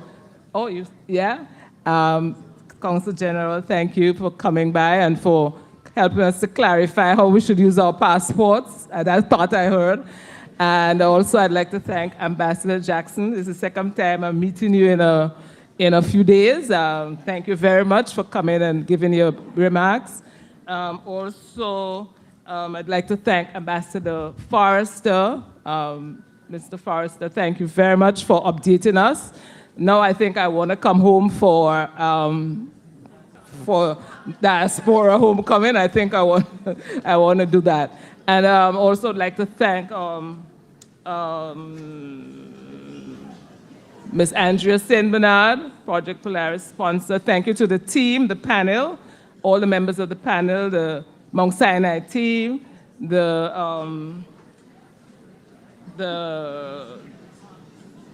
what is it now? Perkins and Will. The people who are doing the building. All right, thank you very much. And everyone who participated, the chairman, Cox, and all the people, Perkins and Wills. The people who did the decoration, thank you. The people who chaired and coordinated, and everything that you did to make this day a success. Thank you all very much. Have a good evening, get home safely, and see you at our next town hall, wherever that is going to be. God bless those of you who are traveling back to Grenada. Thank you for coming, and safe travel as you return to Grenada. Thank you all. Yeah, and I just want to say thank you for watching and sharing and being a part of our program here, Right Along Live. It is our pleasure bringing you quality broadcasts from New York, Grenada, Canada, England, wherever. Right Along Live, don't forget, guys, you could follow and like the page, follow the page, be a part of what we're doing here on Right Along Live, growing in so many different aspects. Support us as we continue to grow. We appreciate you. Support our ventures, guys, because you know if you're coming to Grenada for Spice Mass or any other time, you got to check out the Ride Go. In fact, guys, Ride Go is what I want you guys to check before you go. Before you go, as a way of saying thank you, do this for me. Download Ride Go. So whenever you're in Grenada, whenever you touch down in Grenada, you have a taxi waiting for you now. You have a taxi waiting for you. It's like Uber, but better. Yeah, how about that? Download Ride Go from the App Store. So as soon as you get to JFK, you don't have to worry. Taxi pull up, we got you. All right, so download Ride Go from the App Store now, guys. It only takes about 5 seconds to set up your account. And rest assured that whenever you reach Grenada, you have a taxi to pick you up. Just like how you drive around with Uber or Lyft in the United States and Canada. Now, yeah, it's in Grenada too. It's called Ride Go. Yeah, Ride Go. All right, check it out. Also, I got to big up the team here at Ride Along Live and also the team at the Ride Excursion for doing such a great job and providing the excursion, the guys with the ATV. In fact, this is new, but it's exciting. So if you get going on to Grenada, you got to check out the Ride Excursion. For more information, you could go to ride.gd. That's ride.gd, RYDE.gd. That's where you could book your tuk-tuk and excursion on your ATV. All right? Again, guys, thank you for watching. Thank you for being a part of our program. And again, go ahead and download the Ride Go from the App Store. Download the Ride Go, all right? Spell RYDEGO, RYDEGO. Ride Go, where do you want to go? And thank you, guys. You guys, it was great. Time kind of short. We had to run out kind of quickly. Nonetheless, guys, thank you, Jerry Hopkins, Consul General there in Canada. Big up yourself. Yeah. Guys, I think I might be in Canada. I might be in Canada. Toronto, you might see my face. Montreal, you might see my face. All right? Yeah. You might see my face. So remember, before you go, go ahead and download the Ride Go from the App Store right now. Download the Ride Go. So when you're reaching Grenada, you know you have a taxi. You're coming for Carnival. In fact, you don't even have to be in Grenada. You have a mother, a sister, a brother, a cousin, somebody in Grenada right now. And you could send a taxi for them from door to door, from the house to wherever. And no longer you have to wait and call a friend all the way from Guelph to come pick you up on the airport. Yeah, there's a Ride Go everywhere, 5 minutes away, all the time. All the time. There's a Ride Go there just waiting for you. Tap the app, Ride Go whether you want to go. Everybody download the app. I want everybody to download the app. Before you leave, download the app. Tap the app. Set up an account. Ride Go. Ride Go. And tell a friend. Thank you so much, London. London, how you doing? Thank you so much. Informative town hall meeting here. Don't forget, guys, also log on to the Diaspora Homecoming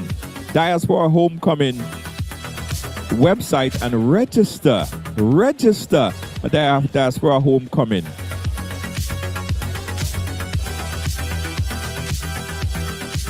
And get ready for the Diaspora Homecoming, guys. It would be really, really amazing. It would be an amazing series of events. Again, thanks to everyone that watch and share and just everyone right along live. Catch you guys again tomorrow for more quality programming. Good night, everyone.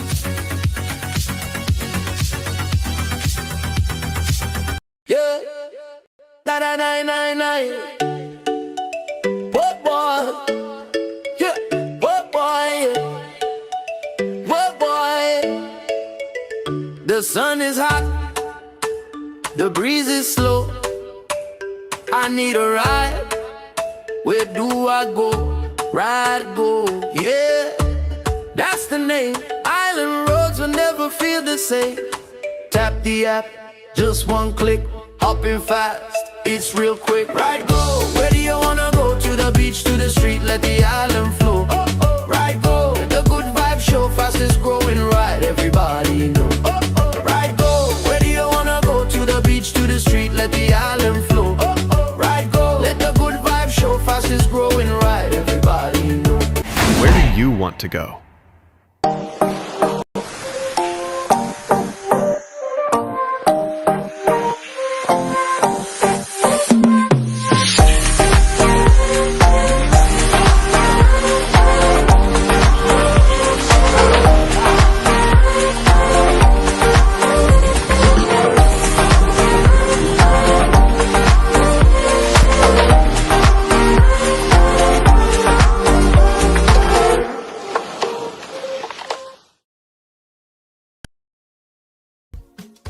Need a taxi?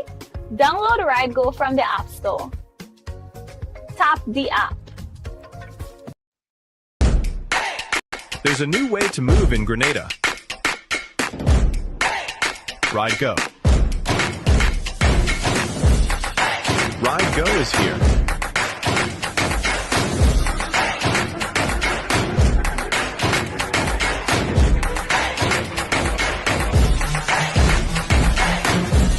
Ride Go. Where do you want to go?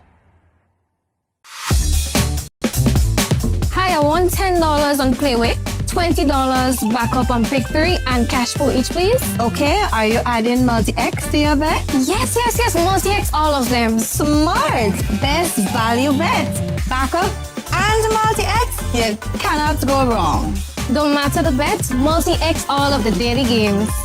With multi-X added, your winnings can be multiplied 3 times, 5 times, even 7 times. So make it a rule. Add multi-X to all your Playway, daily pick 3, and daily cash for bets every day and for every drop, and watch your money grow. Available at stores and online. You heard it here. Multiply your winnings daily. Must be 18 or older to play. NLA, making your dreams come true.